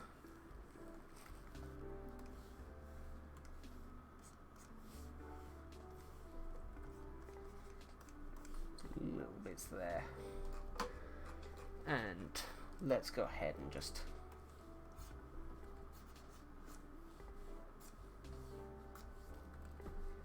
put some smallish bits there. Again, kind of adds to it. And let's erase one little part, so I've got flat on one side and blurred on the other.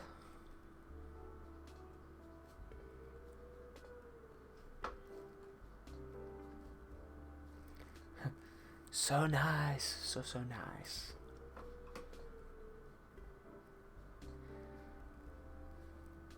Cool. Don't know why I'm zoomed in on the lightsaber, but I mean, I've actually done the lightsaber a wee bit wrong there. It actually comes all the way out there, but I can't be bothered to change it. 'Cause I'm lazy.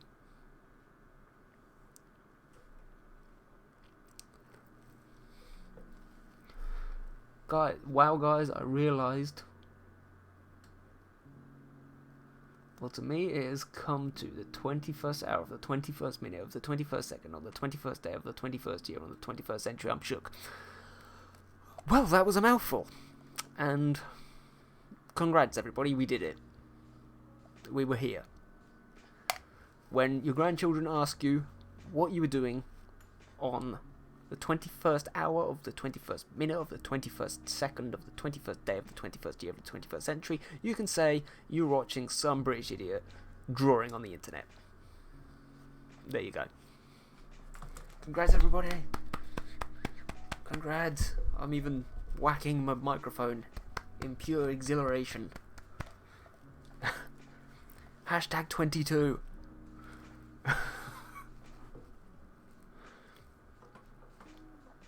Woohoo! You can't say the word woohoo on this stream. That's banned. People die when we try and, you know, when the word woohoo comes up, people tend to die.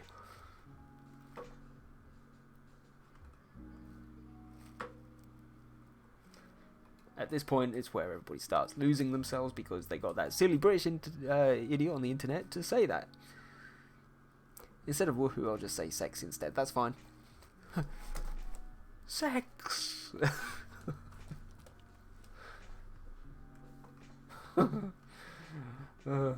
been a long lockdown. Yeah. So, guys, just a pre-warning. Oh, gosh. Just a pre-warning. On the hour, I normally head off for a 15-minute break. So, we will be back then. I'm just going to continue on just for 5 minutes first, but it gives you the chance to do whatever you need to do. For example, sex. I must admit, Ollie, you're a weird one. Why, thank you. I appreciate that. Weirdos United.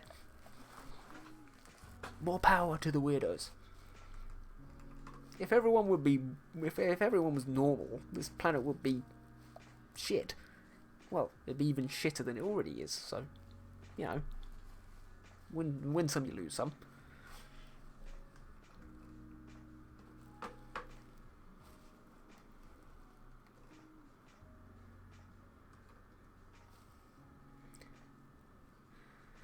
My town's motto is keep Austin weird.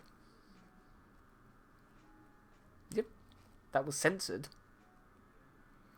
What did you do this time? Or was I censored? Have I been blocked? Have I been banned? Twitch, are you banning me? Weird. Oh. Weird.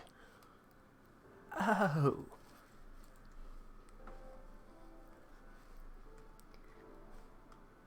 You are oh such a weird. Oh. Put a wee bit more shine around here.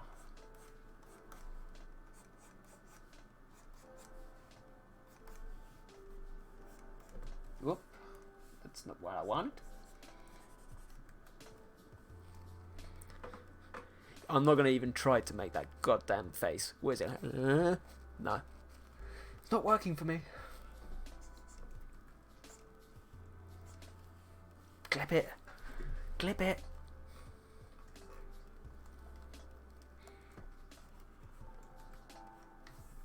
It's really high for some reason.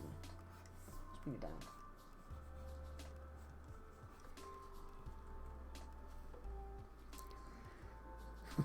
That would have been the perfect screenshot.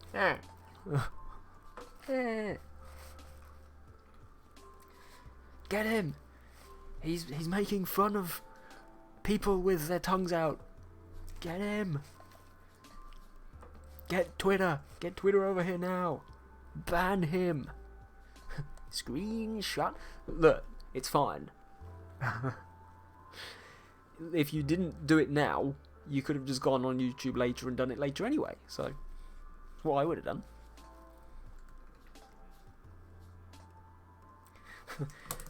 Arts Hub members in their natural state.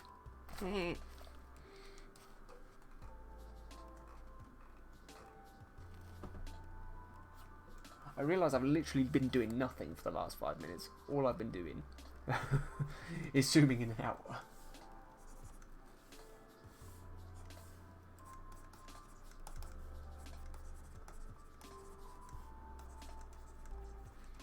Let's get some few little bits of light in here before we head off. It's better in the moment. True. Hey guys, look what the British idiot did on the stream.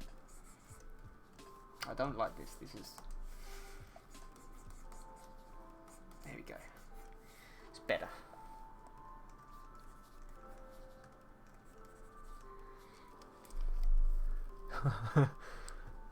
Hashtag digital.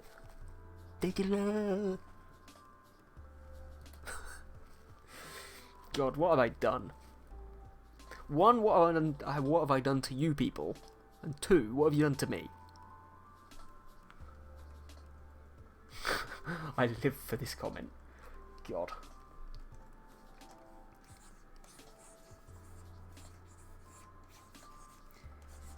Again, even though you've textured, don't be afraid to go over with a brush and just add a little bit more movement as and where you want to.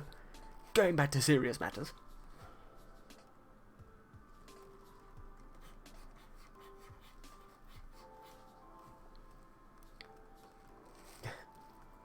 God. What have I done to you people? Yeah, let's just add some wee bits of light here and there. It's looking really amazing, all aside.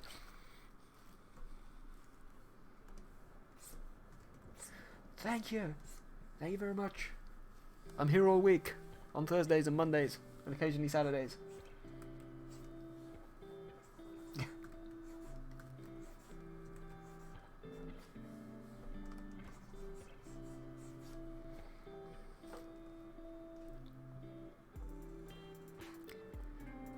And again, doing that again, just going over the top of it, helps you reassert that kind of painted feel over the textures as well, so it looks a little bit more natural, which is always good. But yes, guys, it's about the hour now, so I'm gonna head off for 15 minutes. I will be back. Go grab some food, go to the toilet, grab a drink, get your fat cat off of your lap, whatever it is that you need to do, and I will be back. Break time! See you in a bit.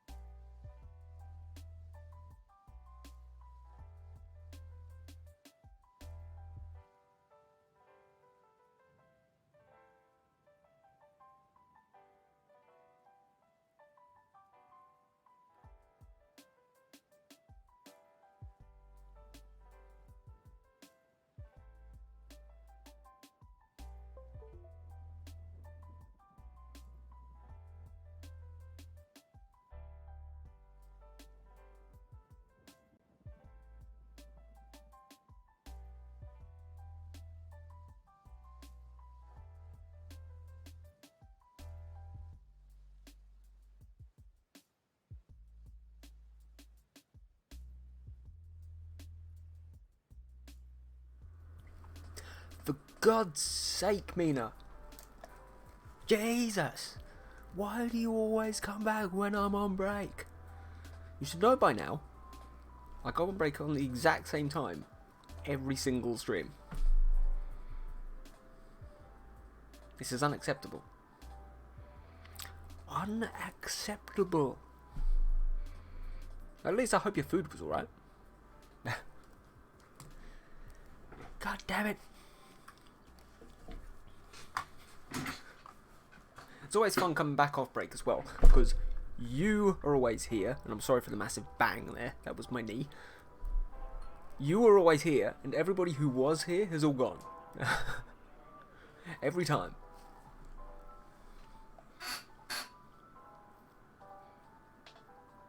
It was really good. I'm glad to hear that. I'm glad to hear it. Yeah. And I'm having terrible luck with my Instagram stories today. Autocorrect has screwed me up. Like, in terms of the stream, twice. Why does everybody leave whenever I come back? I don't know. Maybe they've gone and started playing Animal Crossing. Animal Crossing. Or maybe they haven't, I don't know. I'm driving to pick up food, I'll be watching it, but silent. But help me! That's okay. That's okay, Laguna. Not to worry. It's all good. It's all good.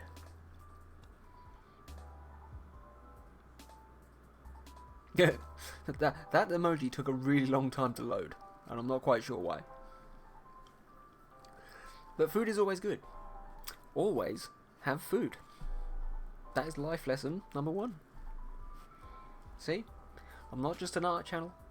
I'm not just a Sims channel. We also have good life advice. For some reason.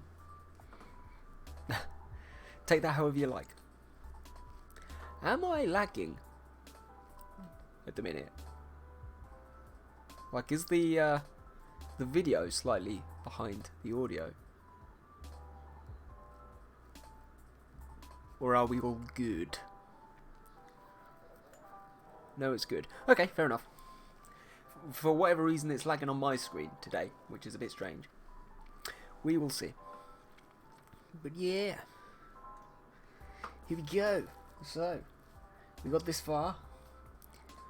We've been doing that lighting and really making it pop, which is cool. So now, I think we're pretty good to go. I'm not going to do too much in terms of shading, because honestly I think it's shaded enough. However, we're going to do our old trick again, duplicating, bring to the bottom, and merging. So we've got a nice flat layer, and we're going to start doing those fine little details. And I probably will end up bringing up a fair few screens for this, because this can always take a little while. One thing I always quite like to do, just to make those characters pop, I like to duplicate this layer, and if I hide it, and I'm going to head up and I'm just going to adjust the hue and saturation. I'm just going to switch screens. There you go. I'm going to adjust that. I'm going to bring it all the way down to black. Then, if I blur it, let's say just a wee bit. That's liquefy, not blur. Come on, Ollie, wake up. Let's blur that to about there. You can see, again, it's just added that tiny little extra piece of detail behind. I'm not gonna worry about it too much. But again, it kind of adds that cool shadow dynamic. And you can play around with it as much as you want. Again, to really help the whites at the front pop from those at the back. And I can also play with the opacity a bit to see. Oh, nice. I'll try that with my next art. Do it. Do it.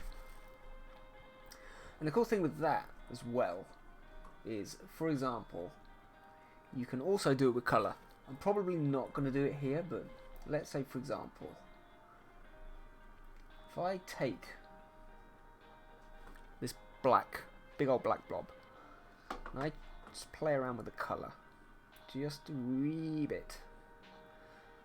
So let's make it, for example, I don't know, let's make it blue. Saturate it a little bit. Do the same thing. Okay, so you've got kind of got a glow thing there, but if you then play around with stuff like multiply layers and all of these different things, all these different layer styles, you can get some really cool effects just around that edge, which again is always fun. I actually quite liked that multiply layer. It's a little bit better than the black. Could be a little bit darker. But this is why this part of the process for me, in terms of painting, is always a lot of fun, because you can just play. And just head back and compare, play a bit, play with the opacity, do whatever it is that you want to do. But again, it really pops him out from the background. So that's cool. I'll probably get rid of that black one as well. So that's our top layer. And I'm going to bring the background up here so that we're on an even footing. I'm just going to save some space by getting rid of these. But yeah, you can kind of see in the background what you've done there. And next up, again, one of my brush sets, I always try and have, if you can see, give me a second, whilst it lags itself, I always have these brushes here. Now these brushes are in essence kind of smoke effects. So you can see there, that brush, it's kind of got this kind of smoky vibe. If I make it, it's already sort of 3000 pixels, so you can't make it too much bigger than that, otherwise your computer will have a fit. If you make that a nice bright colour, and we'll just put it on top, bring that opacity right the way to the top, you can see what that's done. It's kind of made a nice smoky effect. So if you do that, you can always transform it, play around with it, you know, play with this kind of smoky effect, just reshape and forge it any way you want. I always like to have just a wee bit at the front, at the bottom. Again, you can play around with these layer styles. Now, most of the time I tend to go for a screen effect, just because it really pops it out from the front, but without being too block colory. So if I use that one at the front and then I duplicate that layer, I bring it behind the character, and then let's say, for example, I'm just going to flick it, not vertically, horizontally. Again, it just helps. It gives you that foreground, it gives you that background, and it makes that character pop from both. Again, I can play around with the opacity to get it just how I like it. Again, already you've added a hell of a lot of dynamism there, because it brings him out from the settings quite a lot. So that's something that I would always recommend at this stage of your process. Start to think about your foreground and your background, and trying to make your character in essence the middle.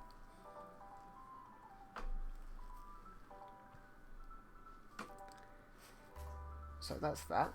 He's nice and poppy-outy, if that's a word. Let's get a nice hard brush.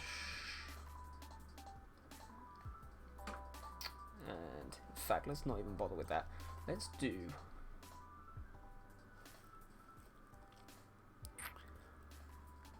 That's about the right thickness.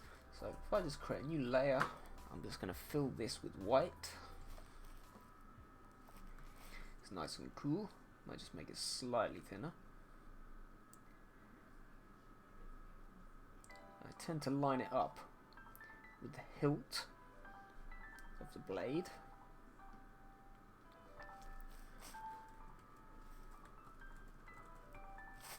Which is cool. Zoom in and check to see if it's good. Maybe a bit bigger. I think that works pretty nicely. And slowly, again with a very soft brush, gonna erase that out. Not going to the very edge, just rounding it off. To give it that impression that it's coming out from the hilt. Again, you don't need to be too perfect at this point.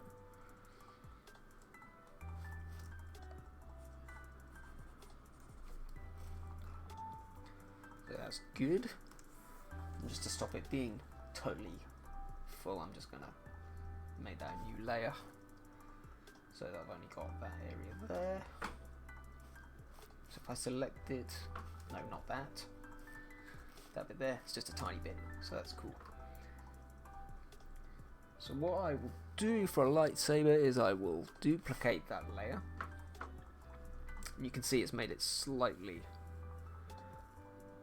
Nyeh. Nyeh.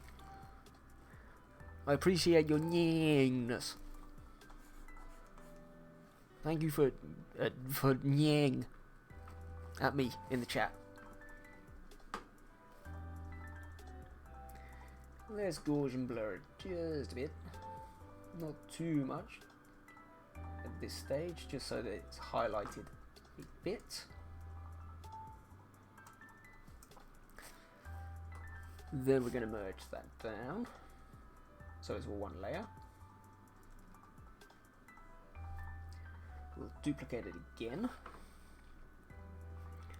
This time I'm going to take the adjustment, change the hue saturation.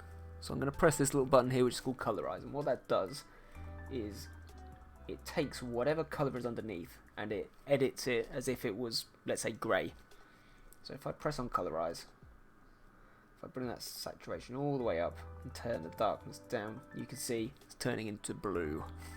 Then I can play with wherever I want on the scale here. So the question is, which colour do I go for? Do I go for red or do I go for purple? I'm feeling purple, but red's cool too.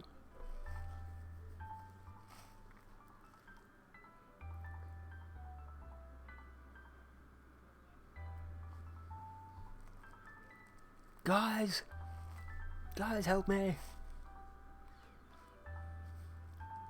Red or purple? I think red is better. Okay, interesting. In fact, what I'll do then, let's duplicate that. I'm going to try it with both. So again, if I go up and change this, we can bring it across to red. Up that saturation a bit. Red! Red! Everybody seems to want red. I say everybody. 2 of you seem to want red. Red pops more from the purplish background. True? True. Applehead, just... I'm not even going to try and respond to that, if I'm being honest. But again, at this point, I can start playing with layers. Now, I would normally go for a color dodge in this situation. It's always a little bit tricky with red because red on top of white never pops as much as you want it to. So again, I'm just going to blur it slightly just to make it stand out a wee bit more. Then for red especially, and this is true for blue as well, I like to duplicate it a couple more times and just keep blurring it until the point where it looks like it is glowing red.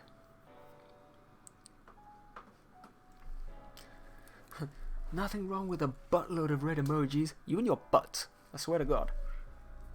First you die in my pool with your massive butt hanging out, and now you're putting butts in my chat? The hell is this?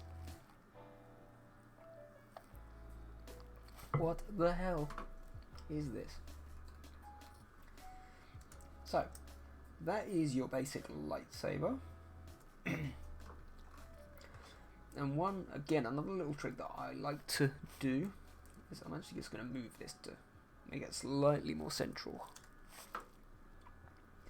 But on top of that layer, I like to draw a big old circle. It doesn't need to be perfect.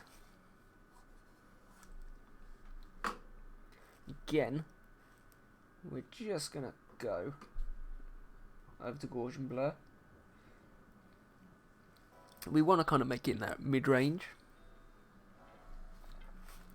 So that's kind of cool. We can obviously move it around if we want to.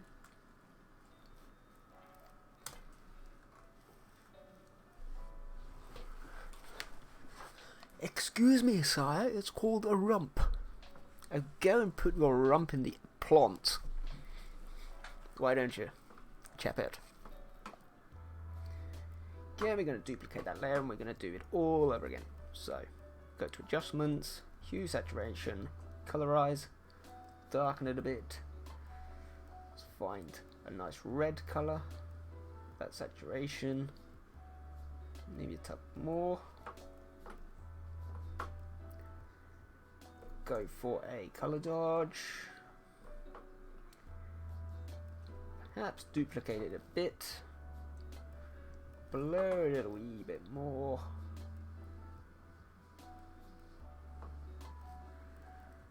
There is your basic lightsaber. And I find just adding that glow, just around that base, that circular glow, it just kind of gives it a bit more movement. It doesn't just look like a stick, like a glowy stick.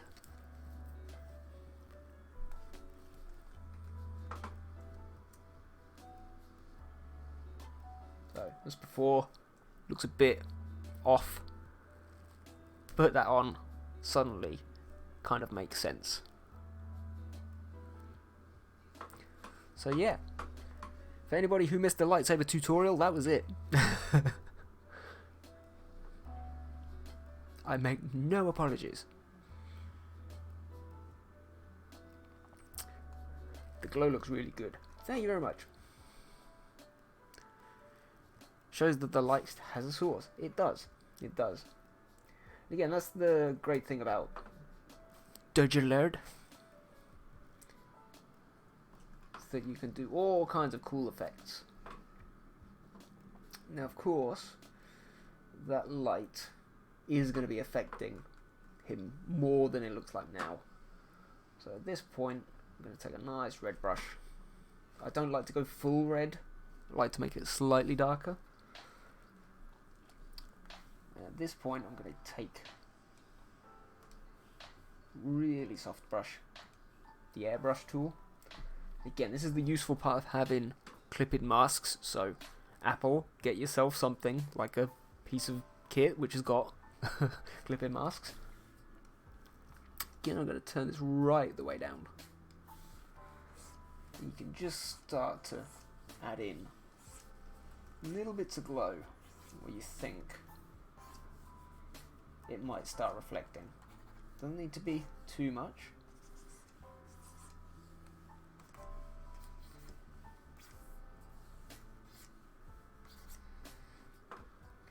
once that's done, I might add just a few bits in here as well. A little bit coming off the mask. Again, I can play with all of these little lighting tools. Just to play around with that light and turn the opacity down. Just so that it gives that tiny little bit of glow. You can't see it much, but it just gives that little tiny bit.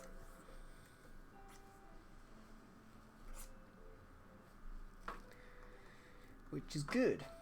Similarly, I always quite like away from where the glow is coming from. I would either do one of two things. I would either go ahead and take a really dark brush and do the opposite and sort of put him into shadow a bit on the other side. But I could also potentially, because we've got that cool purplish glow on the other side, kind of do something similar the other side with a purple brush. Just make him blend in with that background a bit more. On the other side,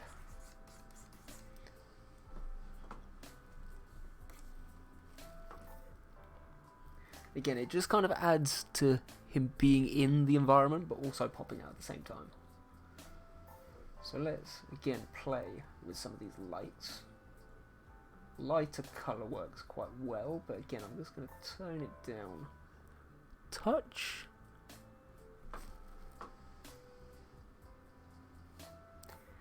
Again, you can kind of see what we're going for. Maybe I'm just going to add some more dark areas, and if I turn that opacity up just a touch, say in behind that kind of area where those shadows are going to be. And again, because the brush opacity is so low, it doesn't affect what you're doing too much. Maybe some more bits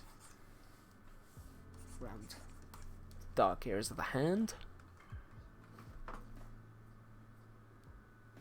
Again, this bit is super cool because you can really just play. This is why I always like this kind of end bit.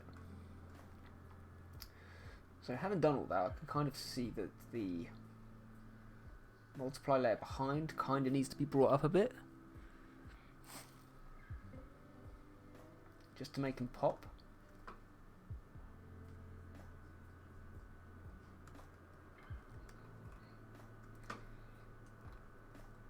Again, after that, it's just about playing with these different elements and stuff. Seeing if you want to make things lighter, darker, whatever.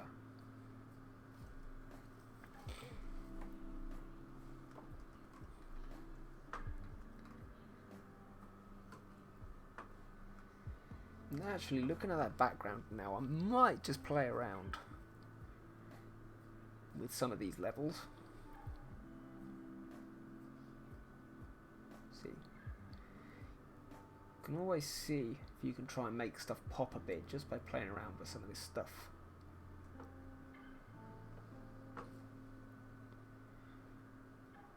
And again, you don't have to do it, you don't have to go through with it, but it's always fun just to play around and see what you can come up with.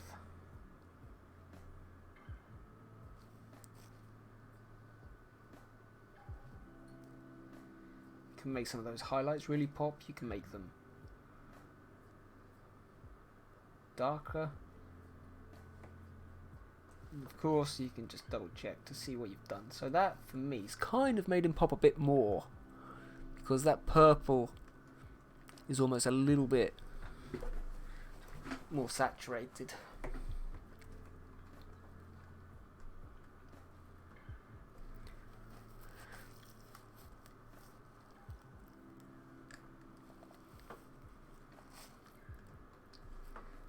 then, of course, we've got my favourite one, which, give me a second, just going to switch over to this one again.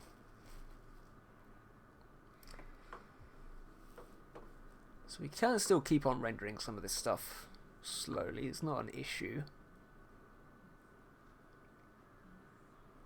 However,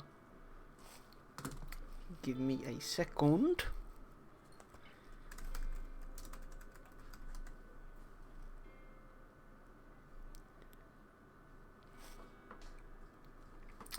So what I always like to do, so if I bring this back up, is I like to play quite a lot with embers, especially when, you know, that's one of my secrets with a lot of this lighting stuff. It's about finding overlays, playing with them, making them look cool, making stuff look pop, adding smoke, adding flares, all this kind of stuff. And it's that really fun part right at the end.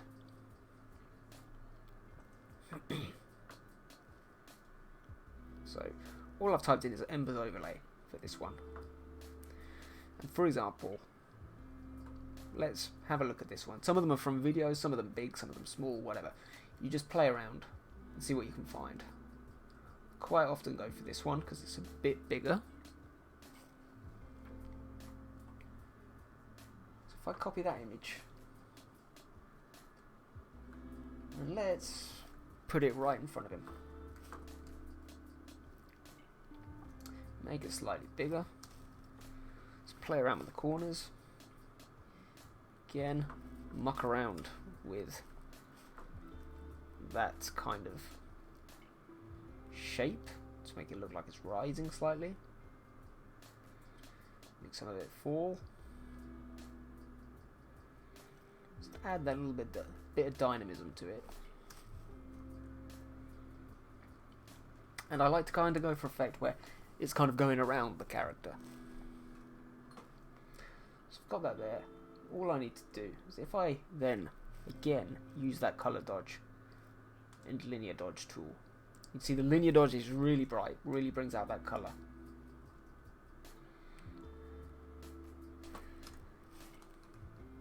You kind of just add this stuff in, and again with your eraser you can just kind of darken out some of those areas where you don't want it to get in the way of. So for example, it's always nice to have some bits of this stuff in front of the character, because again it adds to that foreground aspect, as if there's something going on in front of him as well as behind him. But it is always worth just playing around with this kind of stuff just to see what effects you get. So again, that's not added a huge amount there. Again, it just adds and gives him that feel of there's something cool going on around. Again, just going to bring up that web page. We can find some other ones.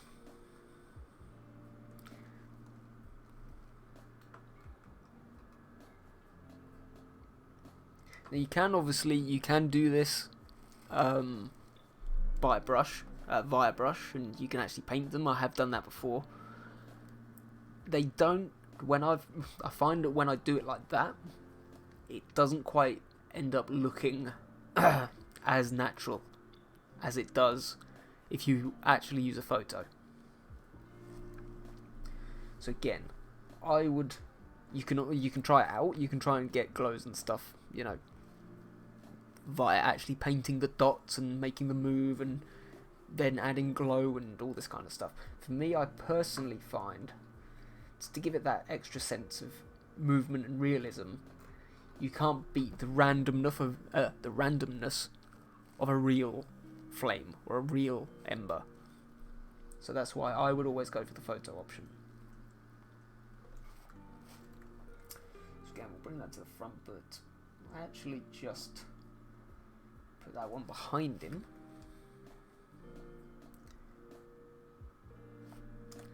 Let's make him nice and big. Let's probably a bit too big, to be honest.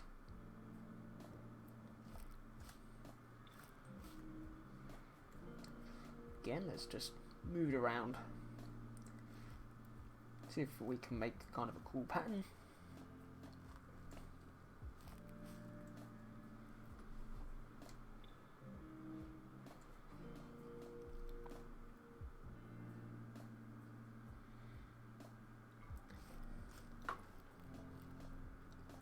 Again, we'll make that a linear dodge. Color dodge works as well. It's a little bit less intensive, so of course, again with my rubber eraser, I can just get rid of those little bits where I don't want it to be so pronounced.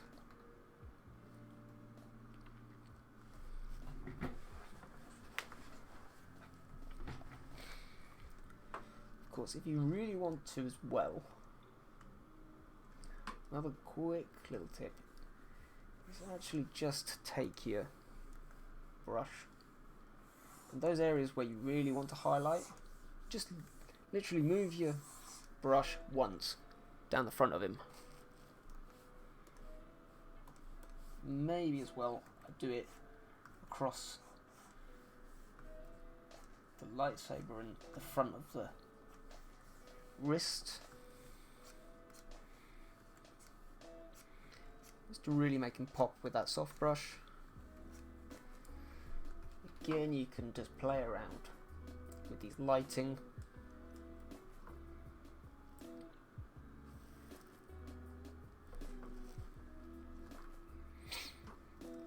It's kind of the lighting layers. See what you like, see what you don't. I think that's nice because it makes it really pop, but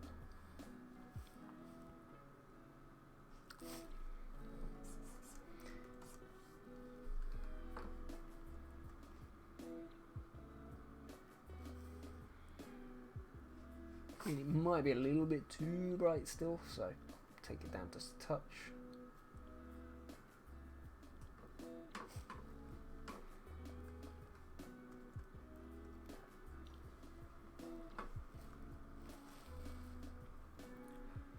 Also something which is fun, I'm not sure if I'm going to go ahead and do it on this one. If you draw just straight across diagonally, something like that. And let's say, for example, I don't know, let's just for example's sake, let's fill that in with pink. And again, we can play around with the blurs. So Gaussian blurs, my favourite normally. You can kind of add yet another light source just going on. That's the thing, just playing with light adds so much. Again, you can just go through all of these effects, see what works.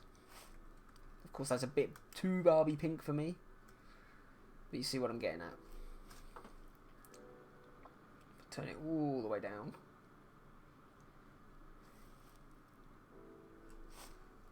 So just, again, it just adds some dynamism to everything.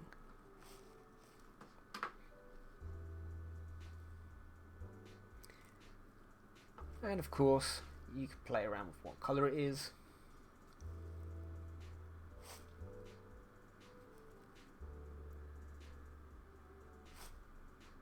For me, I actually kind of like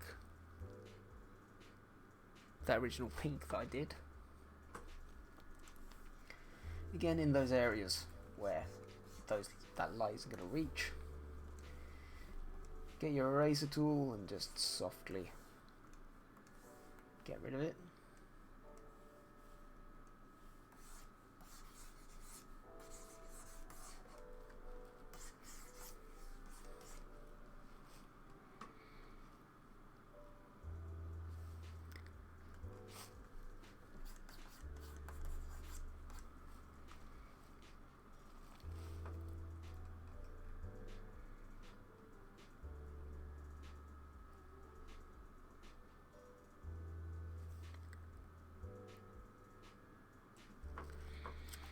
And again, it's kind of that thing of again, probably this is pretty basic stuff. I'm sure you all already know this. The darker the character, you want to kind of make the background lighter, and if the character's ridiculously light, you want to try and put them on a darker background. So I'm just playing around with that smoke to see if I can make them, again, just pop a wee bit more from that background.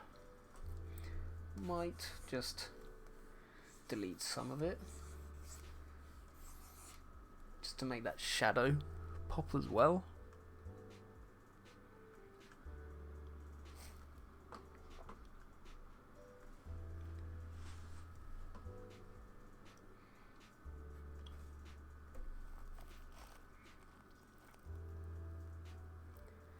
It's looking pretty good.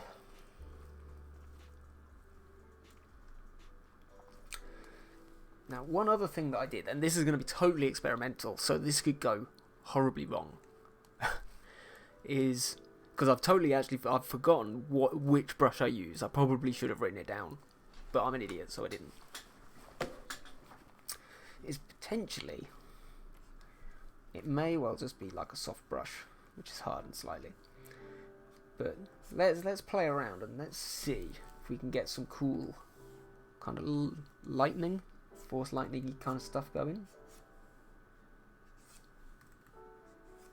This is always kind of tricky, because you kind of want to make it look as though it's coming towards you. If I don't like it, I'm probably just going to scrap it and not bother, just have him reaching out.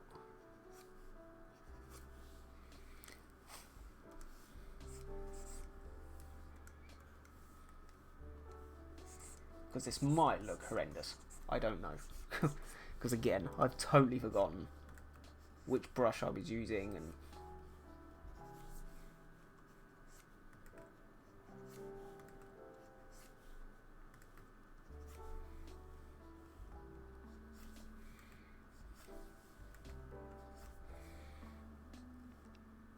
do it.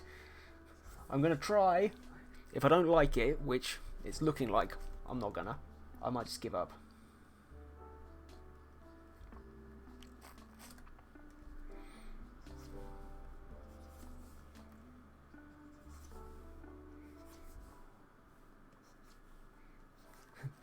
Do it. You mean do it. Do it.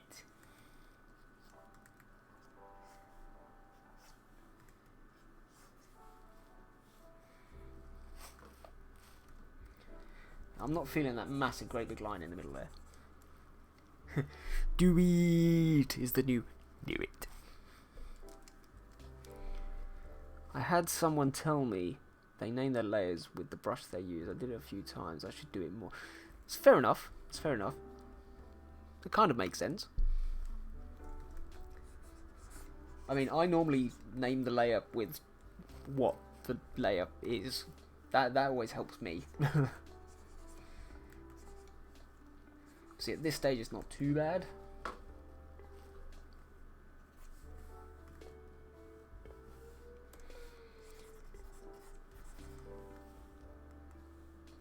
That's an interesting method. It is.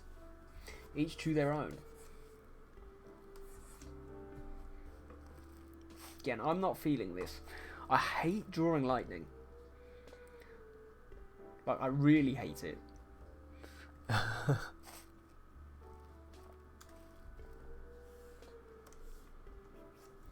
It's like, as much as you draw it, it never quite looks real.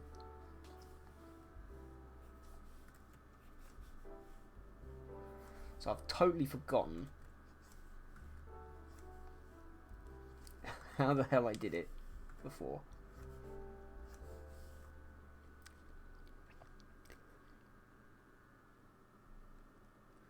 Mine is sketch line art colour, and whatever extra stuff gets added.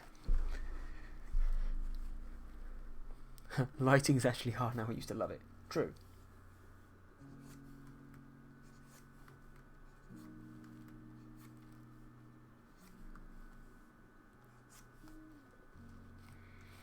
Again, I find sometimes that lightning, that's why people cheat with lightning brushes. True. True. But again, that's no different to me, for example, putting in the embers, honestly. But I wouldn't call it cheating, not at all. Not at all. So this one I'm probably gonna... Let's give it a motion blur. Have it kind of coming away towards us.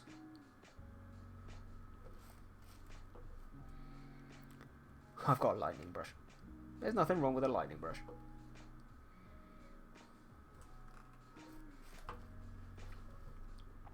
So like I said, this is... I may, at the end of this, just get rid of this entirely.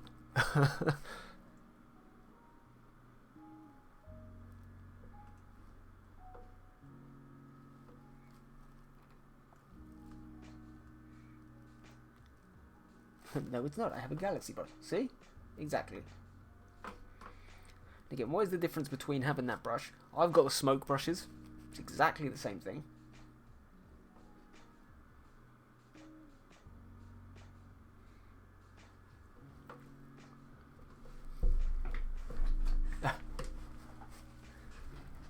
Galaxy brush. That sounds really good. Is that one like where you've got the stars and you can get like the black holes and the Milky Ways and stuff?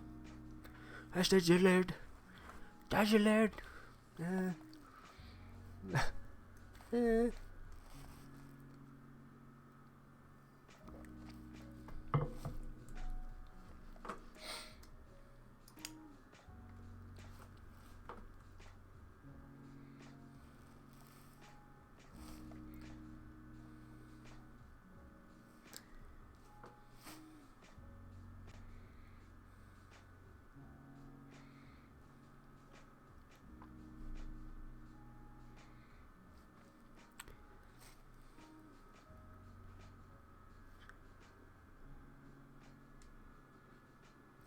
I have a stars and smoky cosmos looking brush. Why not? Why not? Again, often when I do that kind of stuff, I find like a starry sky kind of thing, and then I just kind of draw over it and colour it and all sorts of stuff. Jelly over here.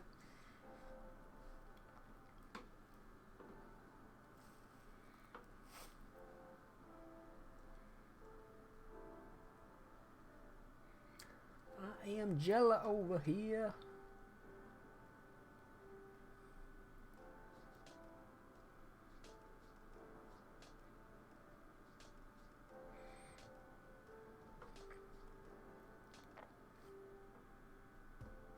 It came with my Procreate. I got lucky.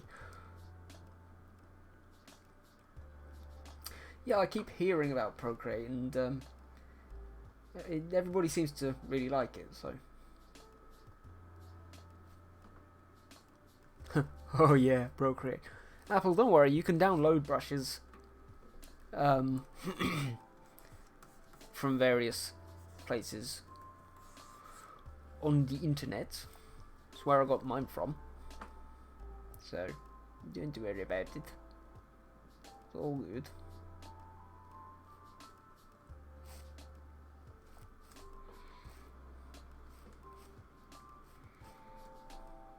Let's try upside down. Let's see what's happened there. let's just play. Actually, going upward, it kind of looks kind of cool. It looks a bit better, I think.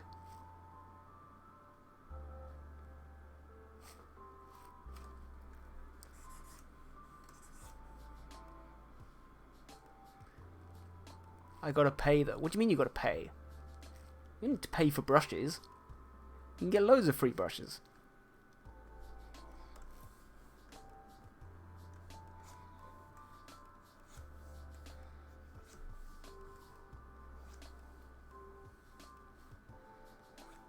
Let's say I've got loads of free brushes. I like it upside down. It looks better, doesn't it? It looks kind of like it's coming towards you more.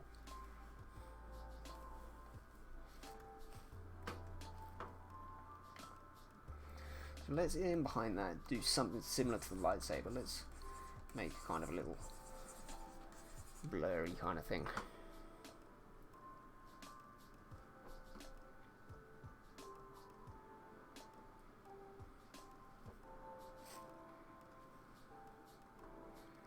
There are free brushes for I'm sure there's free brushes for pretty much everything.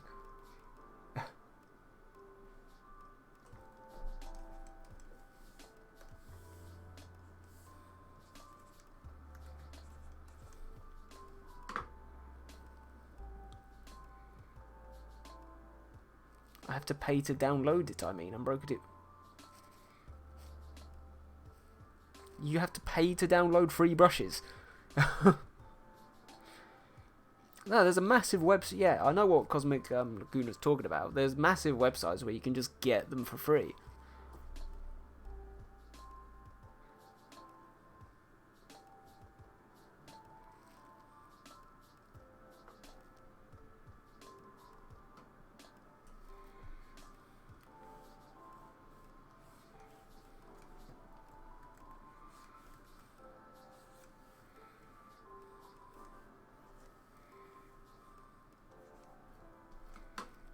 I don't like it. Well, the standard says free. I haven't found any free brushes to download for Procreate yet. You're probably better to ask one of the other people who uses Apple. And again, what the hell is my count doing? Like, I'm trying to keep the average up, and it's saying here that there's 2 of you in here, and there's 3 of you talking. I need to keep the goddamn numbers up, and Twitch is lying to me about what my numbers actually are. What is this? Also, Procreate gives them for free. But there you go.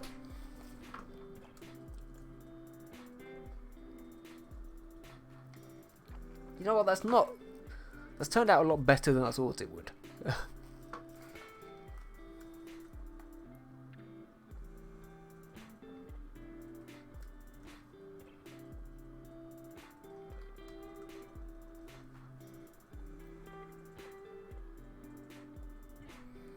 Just get rid of it, bastard.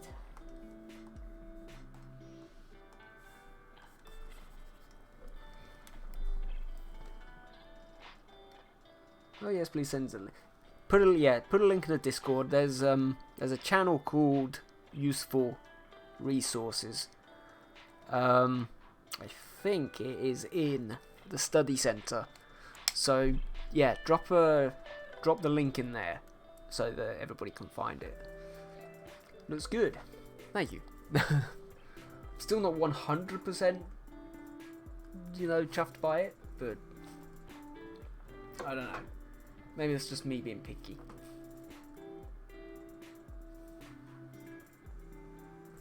Yeah.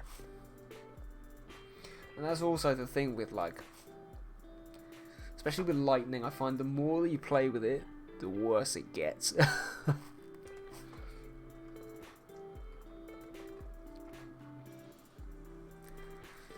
Teehee, I like the word chuffed. Yes, I'm aware that it has several meanings linguistically. I know it's specifically in the UK it's got several meanings. I don't know about everywhere else.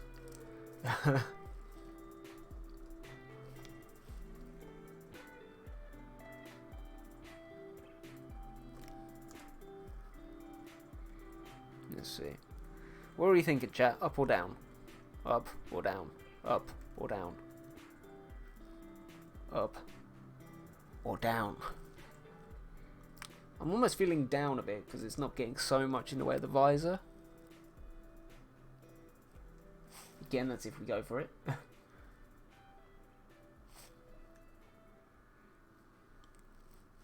Up. I think up. Up. Okay.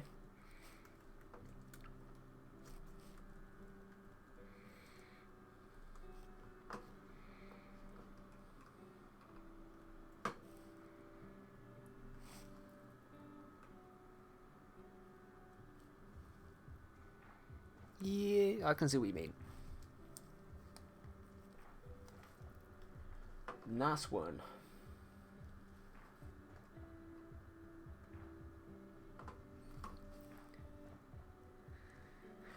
Mina, she posted in useful resources. Off you go. Have fun.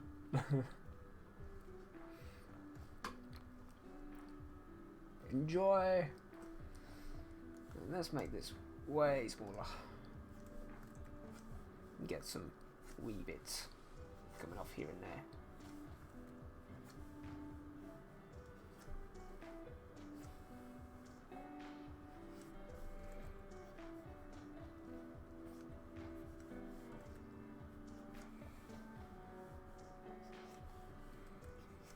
Let's add some little tiny bits going down as well, just to make it kind of a bit more three-dimensional. Oh, thank you, you're a lifesaver. Oh, good job. Good job, Lacuna. You quite literally saved Mina's life. Yes. This is what happens when you are a hashtag digital artist.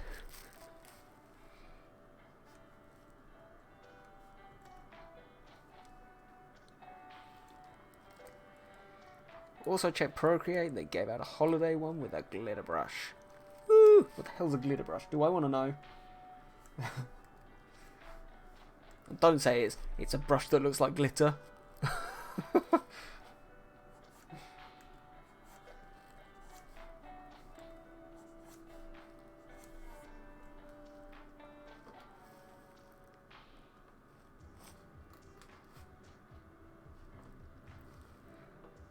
Sparkle! Yeah. Again, with lightning, especially with that kind of ball that we've put down the bottom, I think it's quite nice to again. If you get like a lightning, I think what I've done before is I've called it a lightning ball or a lightning orb. Let's go with orb. No, not Lightning McQueen. I'm not putting Lightning McQueen in this. God damn it, Google. Something kind of like... Whoa. Let's see. Often something like that, but not quite so bright. That's one that I've often used in the past. If I copy that... Let's add it over the top.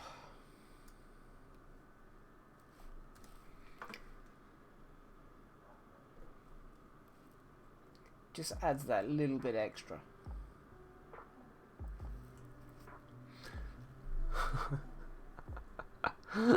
Lightning McQueen orb. Ka-chow. Absolutely. Absolutely. That's what we like to see. In fact, let's do it. Let's see what happens. Here he is. This is what I want to see. I don't care if it's poor quality. I want to see that Lightning McQueen lighting. Yes, that is the shit. Look at that. Look at that. Look how glorious it looks. Look how goddamn glorious it looks. Wonder if it would actually look good on the background. Oh yes, there he is. Ah.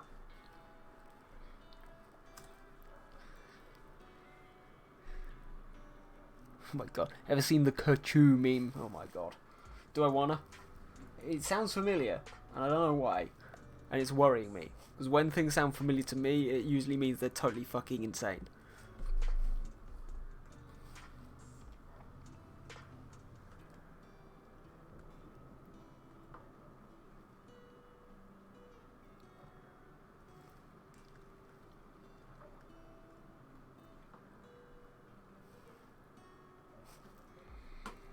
Alright, we're doing it.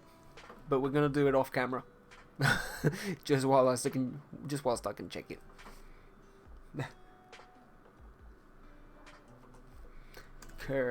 Chew beam.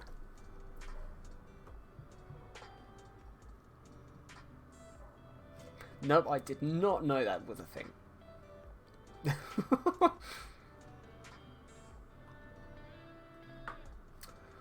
Well, that was not what I expected at all.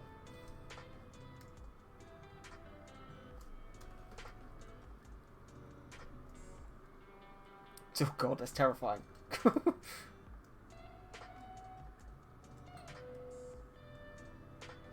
Oh yes. That's the shit right there.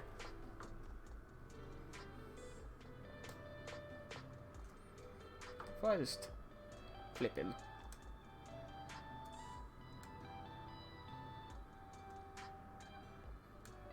Does he fit there? Oh my god, he does. Yes! Yes! Yes!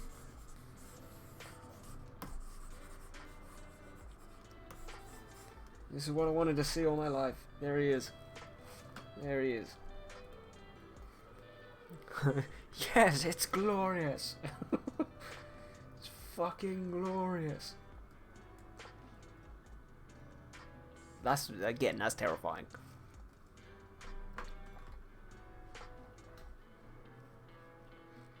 This is the way.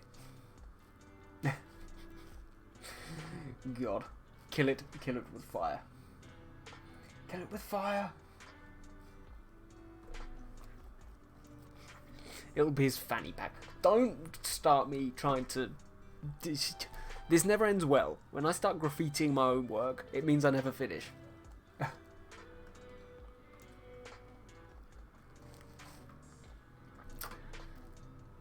But yeah.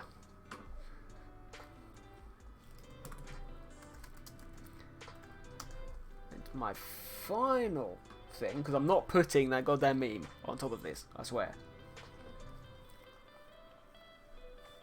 For me, the cherry on the cake, whenever I'm doing something like this, is lens flares. Lens flares are the way, people. It's all about the lens flares. And you'll notice, if you look on my art, everywhere there's flipping lens flares. There is a lens flare in literally every single drawing I've ever made. Ever. It's goddamn glorious. Again, it's fun because you can just play the hell around and see what you like. I always wondered how you did that. Bam! You put it there. Put it on a color dodge. Screw it. That one's a little bit too blue for my liking. So let's play. Let's make that much darker.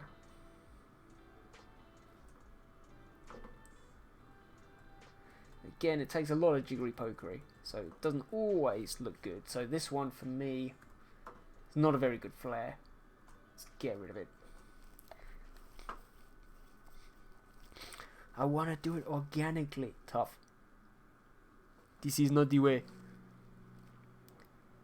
Again, this one's kind of cool. You can get so many cool looking lens flares.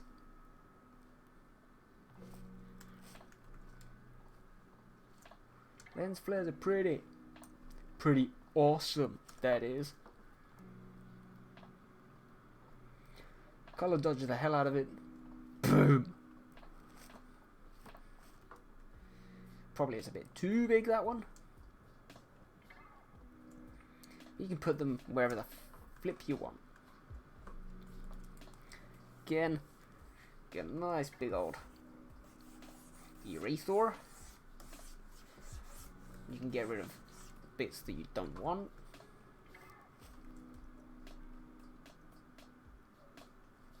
If you wanna. Turn it down a bit if you wanna. Whatever the hell you want. So again, it's funny, you go through all of this painting and all of this sort of stuff, and then to really make it pop, just go fucking wild with Photoshop.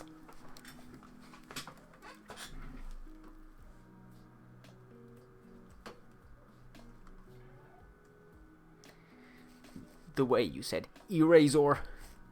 It's because we don't call it an eraser. We call it a rubber. That's another one of your weird Americanisms. Erases things. Eraser.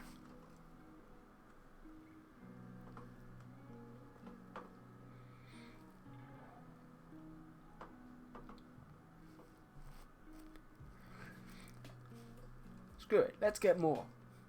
Let's get more. I want more. And these simple ones are always kind of cool as well. I mean, it's massive. But if I copy that, get on here. Let's put it behind the lightning. And just put it on its visor.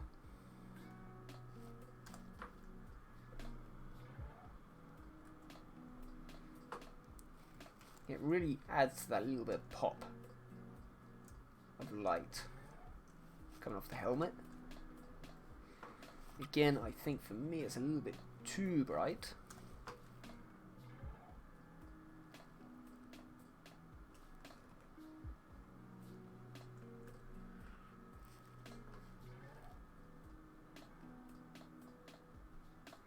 Or equally, I could just get rid of that one. What do we think? Do we want the purple or not?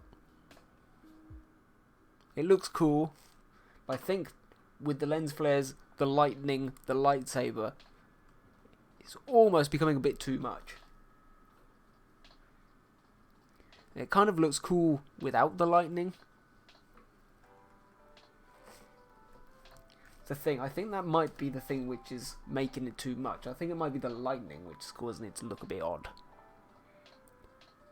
Nix of the... What the hell does Nix? Does that mean turn down? I like the helmet flare is always the fun part.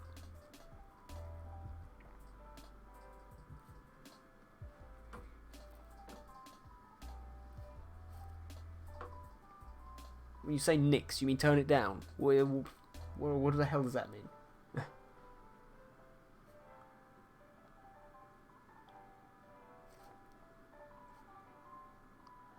Get rid of. Okay. Axe it. It's gone.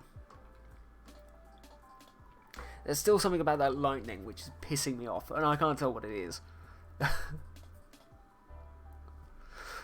Hold on, let's get...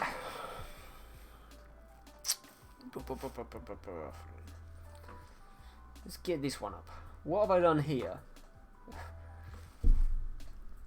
Which is so different. If you ever want to load Instagram, I mean, it's up to you. What have I done here which is so different? I've done it from each individual finger. Fucking copy, you bastard. Maybe blur the front for a focus effect.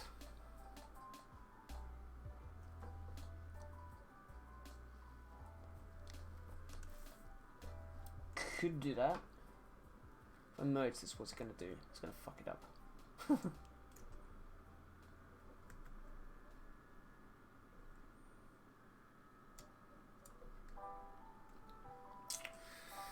Yes.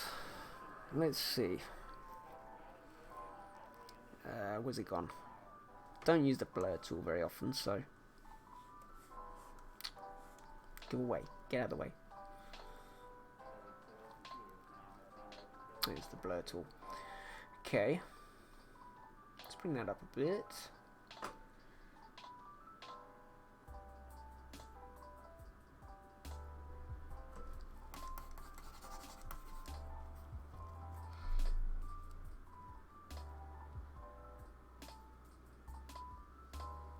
Had to look up, Nix is totally North American. Yeah, just a bit. Okay, let's... What are we going to do? We're going to copy it and then blur it and see what happens. So if I Gaussian blur that a bit, then on the layer underneath, I can go back to Eraser. No, that's not working, is it? Just kind of...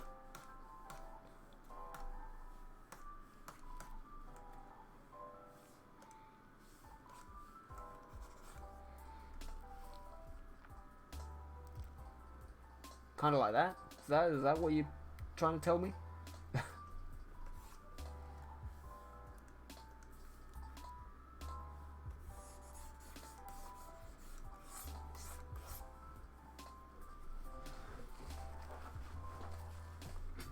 Is that what you're trying to tell me?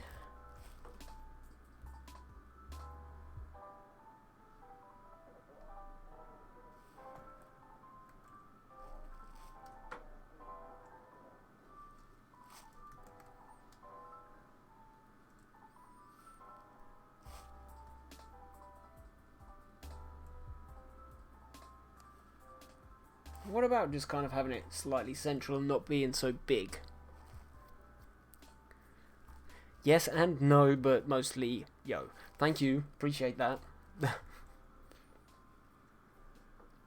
Like a yes, no.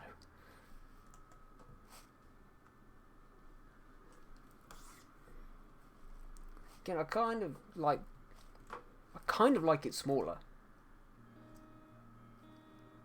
Probably not that small. What if you darken behind the lighting? Could work.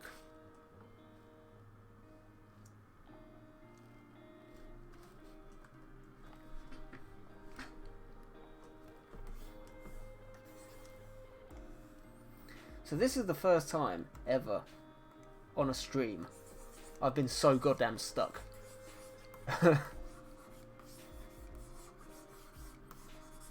Normally it's quite plain sailing. I mean, I kind of see what you're getting at. I don't like the fact that it's almost got rid of the hand as well.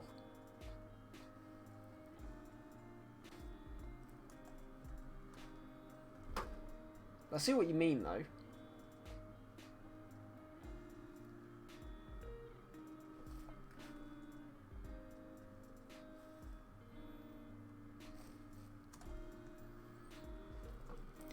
Okay, tell you what, let's scrap it for now. Let's try it again. Things, the way that I've done the fingers, they don't quite work in the same way that the other picture did.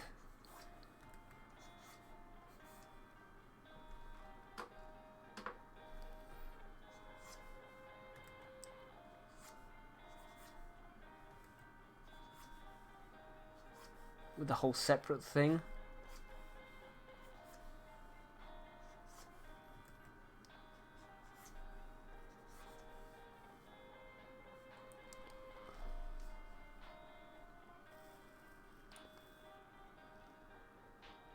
I'm trying to think of it as a major light source and how it would act. But I mean, it's the Force.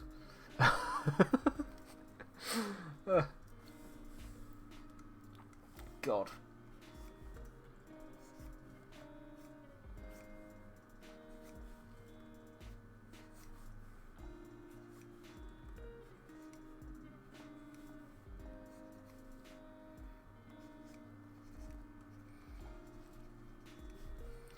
Let's just try it like this and see how that works out.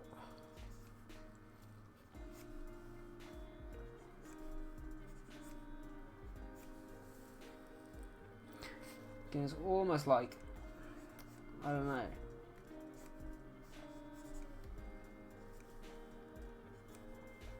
You can kind of see what I'm trying to do, it's just not coming off very well. So almost the front bits kind of need to be slightly bigger. Because they're coming at the camera. Again, right now it just looks like a mess.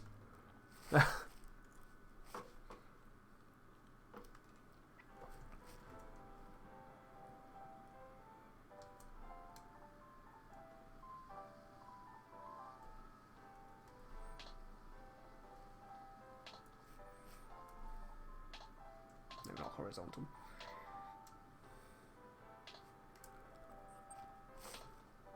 I mean, actually going back to it now, that kind of looks flipped. Almost looks a bit interesting. Interesting.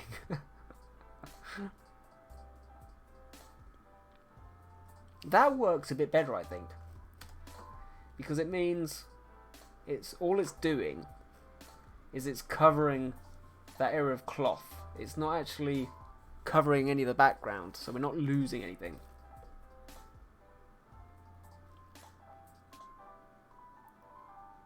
So now I've just got to figure out where the hell that's come from.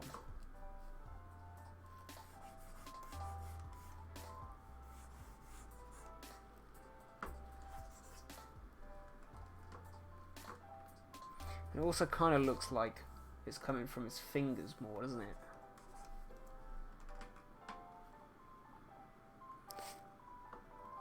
We did it! I told you! Play around with shit and stuff happens.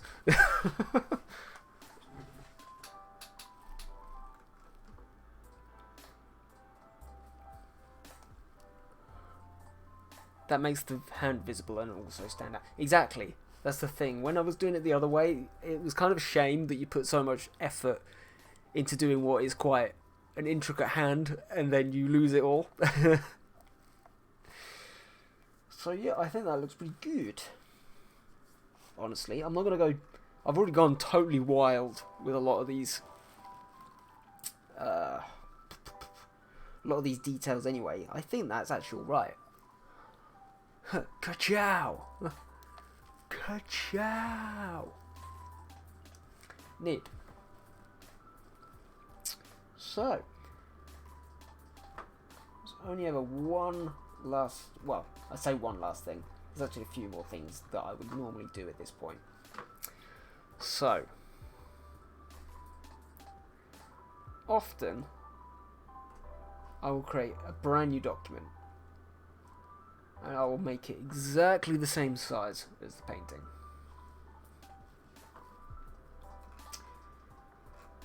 Then, of course, we can group all of this together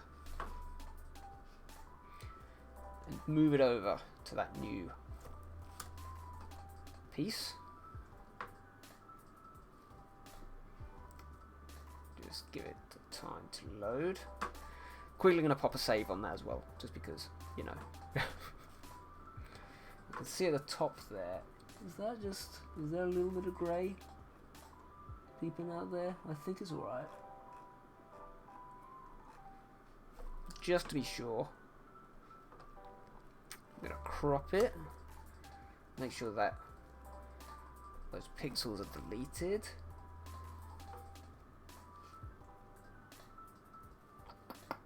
Merge it all together. Cool. Let's make sure that's alright. Cool. Just to make sure those edges don't have any gaps, I'm just going to make it slightly bigger.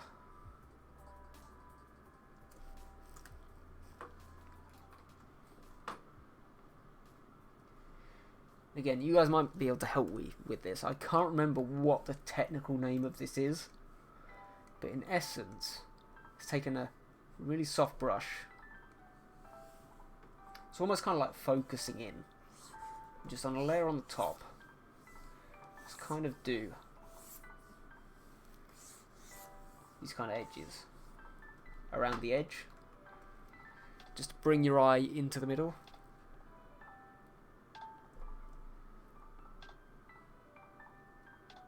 And obviously you can turn them down a wee bit.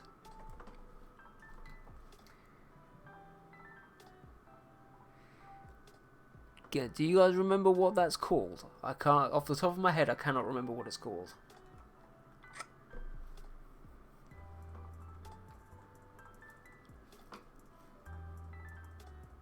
Vignette, that's it. That's the one. That is the one. So, we'll merge that down now that that is done. Again, I like to duplicate this layer turn the saturation right down. Again, kind of check those values. So for me, I think some of the darks need to be slightly darker. Well, that is not what I was pressing. That was too much. Thank you, Photoshop. Let's go for curves.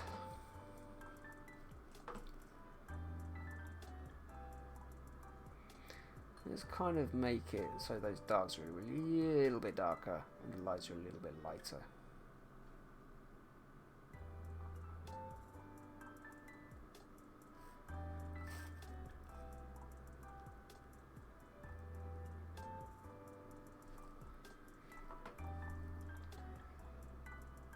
Then it's as simple as, again, just playing with those lighting modes.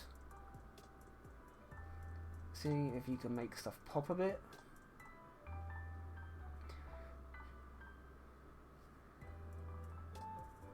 Again, it really kind of adds that dynamism. Don't have to do it very much at all, really.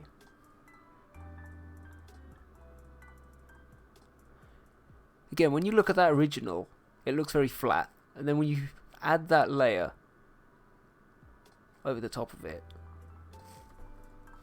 it really begins to pop. And it actually is very, very similar to another technique, which, again, I think it was Rostraws that did this. All you would do is you duplicate that layer. And what you need to do is, on filter, you go over to high pass, and this really like pops those layers. So you can see the more you go through, the more it's very blurred. As you go down, the radius goes down. You see the lines become much, much thinner. So what you can do is, if you take something like that, then play around again with overlays and stuff. It really helps those tiny little white lines pop.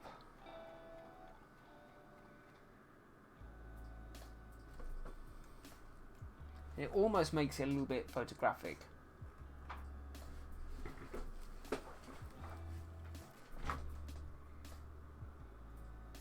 And you don't necessarily need to do this, but I think it looks kind of cool.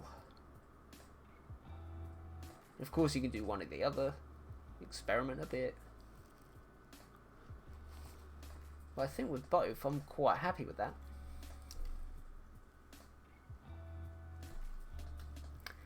Is there anything else you think I should add?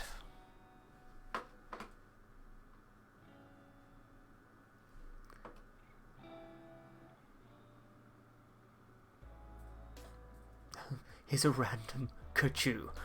Look, God flipping bless you. Well, it looks great. It looks great, guys. We did it. We did it. Can you believe that we started off 4 streams ago? Not with that. With go away. Get out of my face. We started with that. We started with that, and we ended up with that. What a mad process. Yay!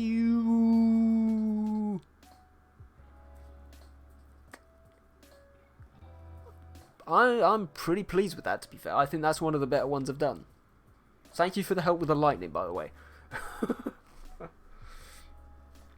That's really satisfying.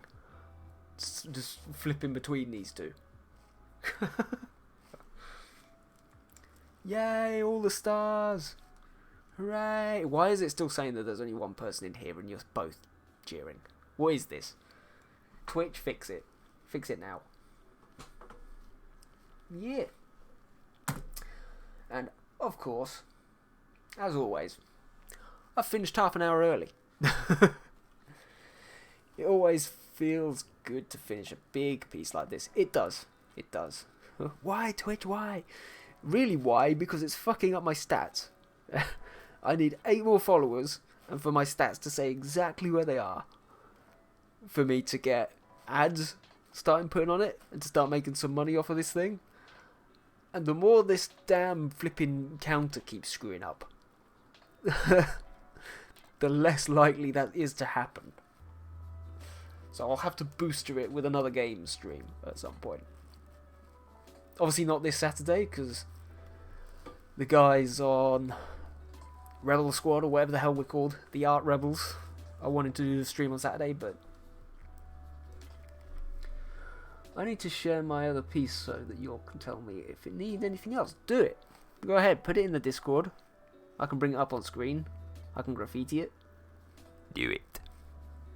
Do it.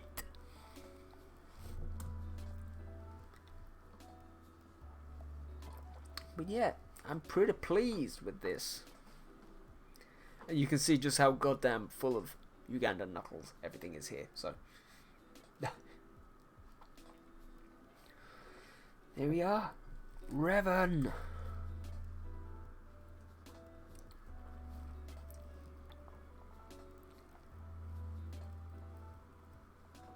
course, one other thing that we could do it.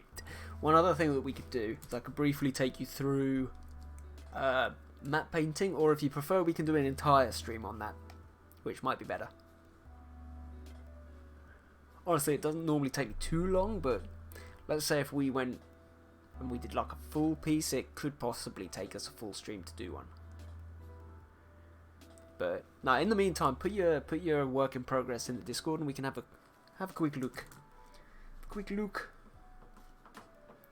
Let's gonna switch to this. Yay!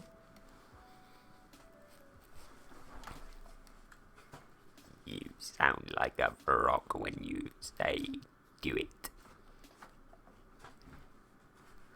Do it.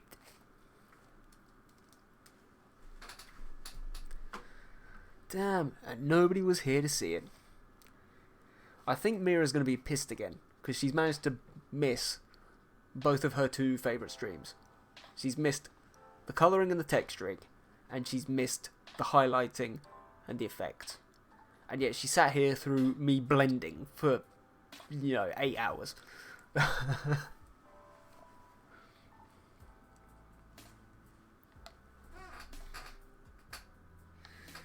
She's got a lazy eye. Post it. Cool. Let's have a look. I assume it's in whips. Weeps. Neat. Neat. I like it. Let's copy it. Bring it up on the screen.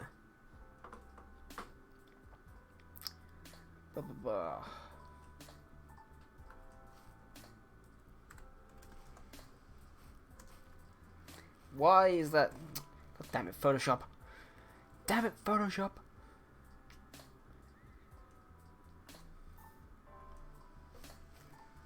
There we go. There we go. And this canvas is not the right size. I don't care what anybody says. I think Photoshop is literally just trolling me on stream tonight. I don't know why. It's cool. It's cool. Have you flipped it?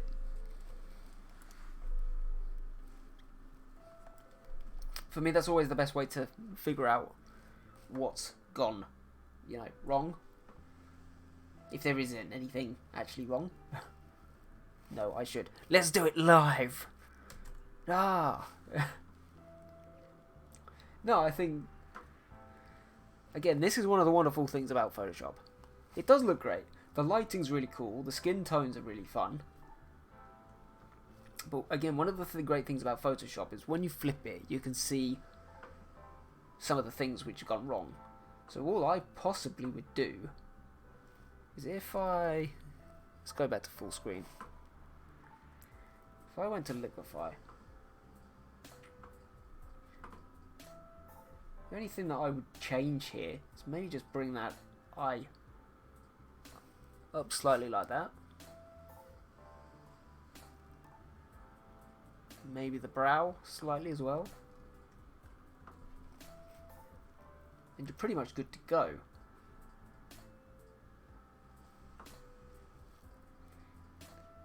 And hopefully we flip that again. Whoop. Kind of see what... I see what you mean about the lazy eye though. Whoop.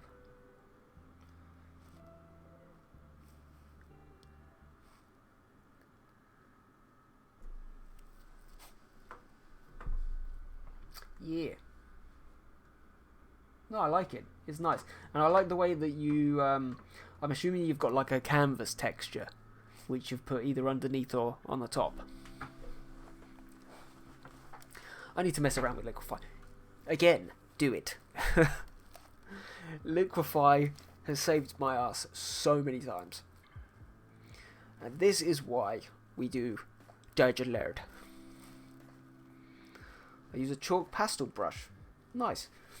It's the thing with Procreate, I think there's a lot more freedom with the brushes that you can use and how they affect the canvas. With Photoshop, because it's so sort of, how to say it, whatever you kind of touch is so sensitive to the touch that sometimes it's almost too sensitive to the touch, and it makes it really difficult to do that kind of effect. For example, on a painting, it would almost look too good and therefore look awful. So my best route would be to, let's say, do a painting like this or do a picture like this and then overlay, you know, the texture on the top of it.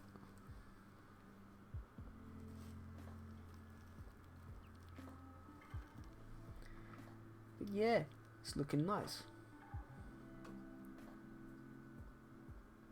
And I love the way that you're not afraid to really go with your stylized kind of art. I know you can do that in Procreate too. Ah, well, yeah, obviously. But I don't know how. Definitely, look, if you, again, on the Discord, go to the art chat, and in there is a digital art chat. If you've got questions like that, put them in there. And tag, I don't know, tag digitalized or something like that. Or let's say potentially, just put the message in there, and I'm sure one of the others will get back to you on it. Because I know Karina uses Procreate a lot. I know quite a lot of the girls in the States use Procreate, so you can always find some good advice in there.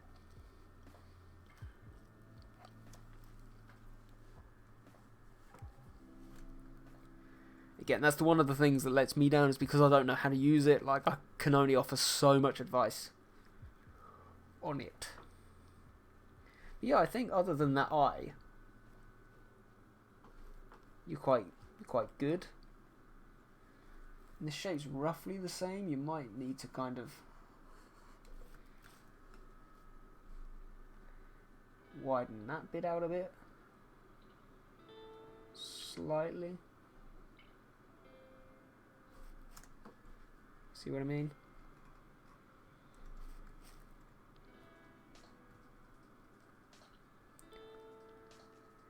I wish I knew Photoshop. Vectors are easier in Photoshop. That's the thing. It's like, it's a much more complex piece of kit, so you can do all kinds of stuff with it.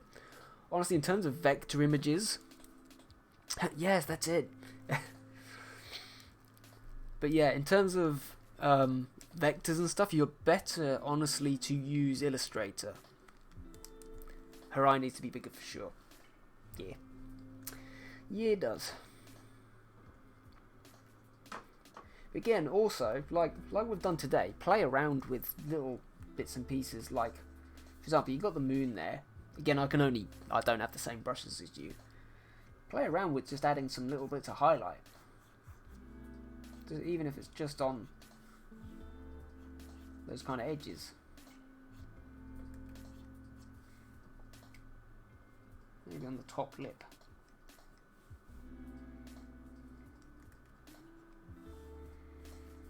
And then maybe some bits and pieces on the hair. But yeah, just go wild with it. Just take what you see on streams and just play around. See if you can find some ways. I started with a white outline and that was my first mistake. That's the thing, yeah. You need to be careful with say, white and stuff like that. Is that you need to use it really, really sparingly. I mean, you can see there. That's not even white. That's just grey. On a reasonably low opacity brush. You can see, it just adds... If you imagine the moon lighting is coming from there, just keep adding tiny little bits of light just on those bits which kind of catch the light.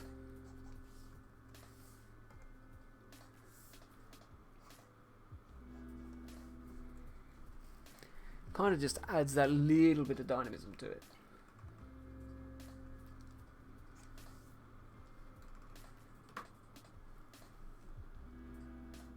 Again, for me, personally, this is a totally personal preference.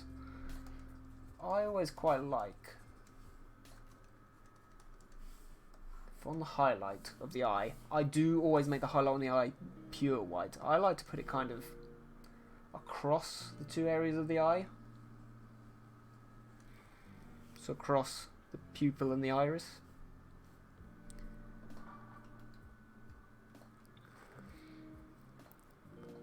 Maybe a little bit of the light on the outside of her nose. Oh wait, already done it, yeah.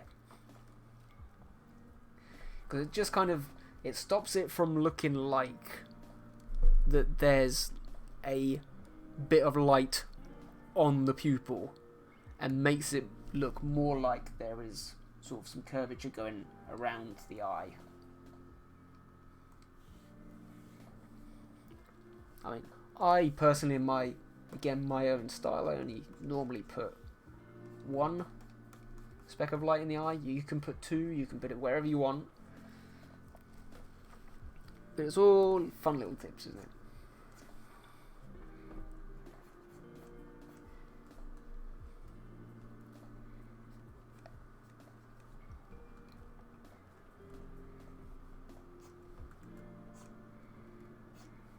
Again, I've gone way too far here to kind of prove the point, but you see what I mean.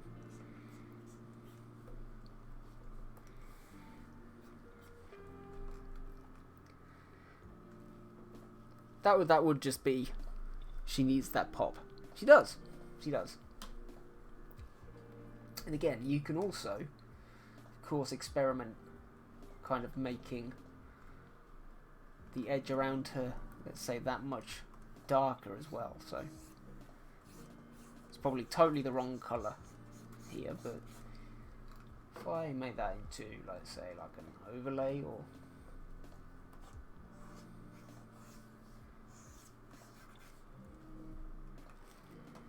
it gives her life.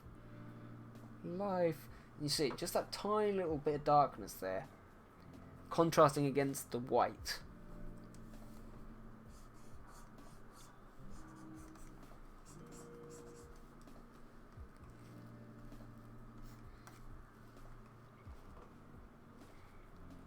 So, yeah.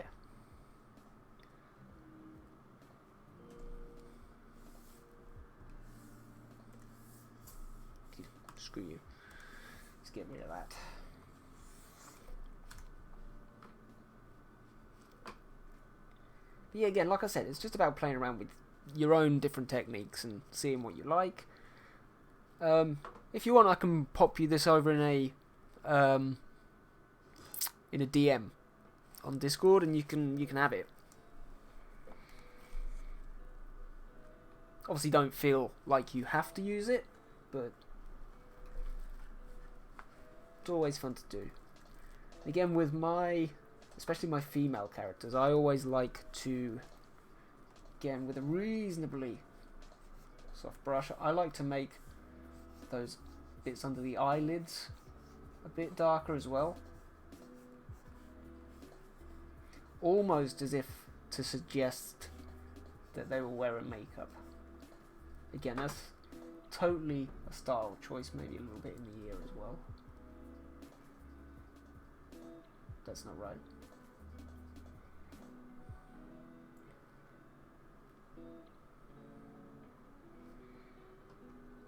Yes, please. Let's play around with liquify because I never have. Do it.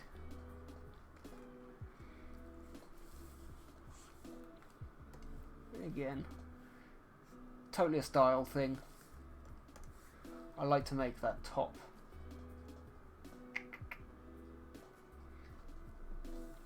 sort of top eyelid much darker. It's probably a bit too dark there, but you know what I mean. Because again, the beautiful thing about eyelashes is they kind of make the eyes pop out just by adding tiny little lines. Again, you don't have to do them in black, but again, you can see there, because it's popping out the side of the face, it adds that little bit of dynamism. Even if you tone it down quite a lot. But again, I will let you play with that.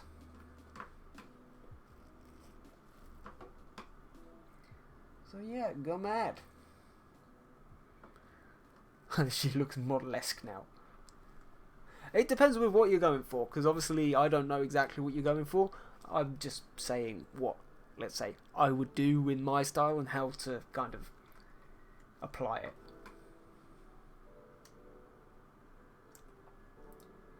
So do all that. Just gonna get rid of. That's not what I wanted to do. Bad Ollie.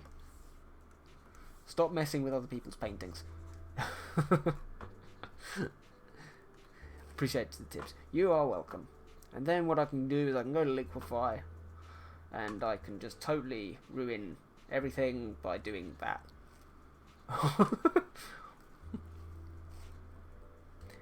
And maybe making that eye massive. And there you go. You have yourself your very own Picasso.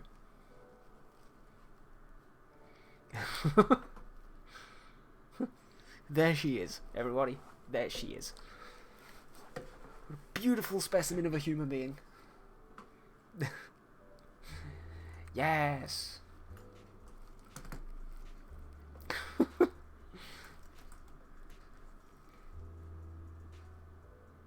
That's the stuff. That's the stuff. Where the hell is PNG? Where's it gone? That was because of an EPS. Interesting. Let's do it in a JPEG. She looks like a plate or a bowl. She does.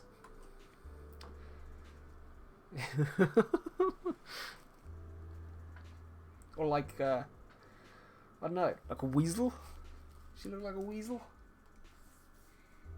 Put a little tail there. Maybe some mouse ears. There you go. This is why people shouldn't send me their stuff.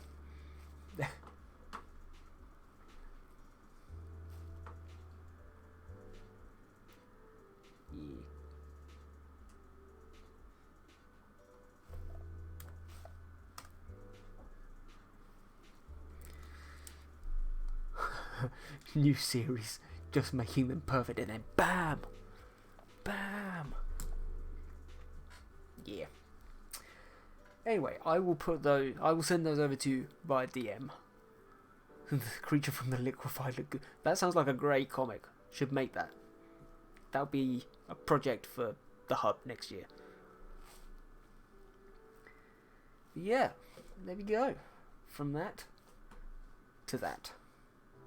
So, it's been fun. I know we've still got like 4 minutes, but pretty sure there's nothing left to do. So, I'm going to end 3.5 minutes early. Because I've earned it. So, guys, thank you for turning up once again. It's been a pleasure. I hope you've enjoyed it and got something out of it. I'm happy to have finally finished. It's taken long enough. Have a good night yourself, and I will speak to you in the Discord. Peace out, guys. See you later.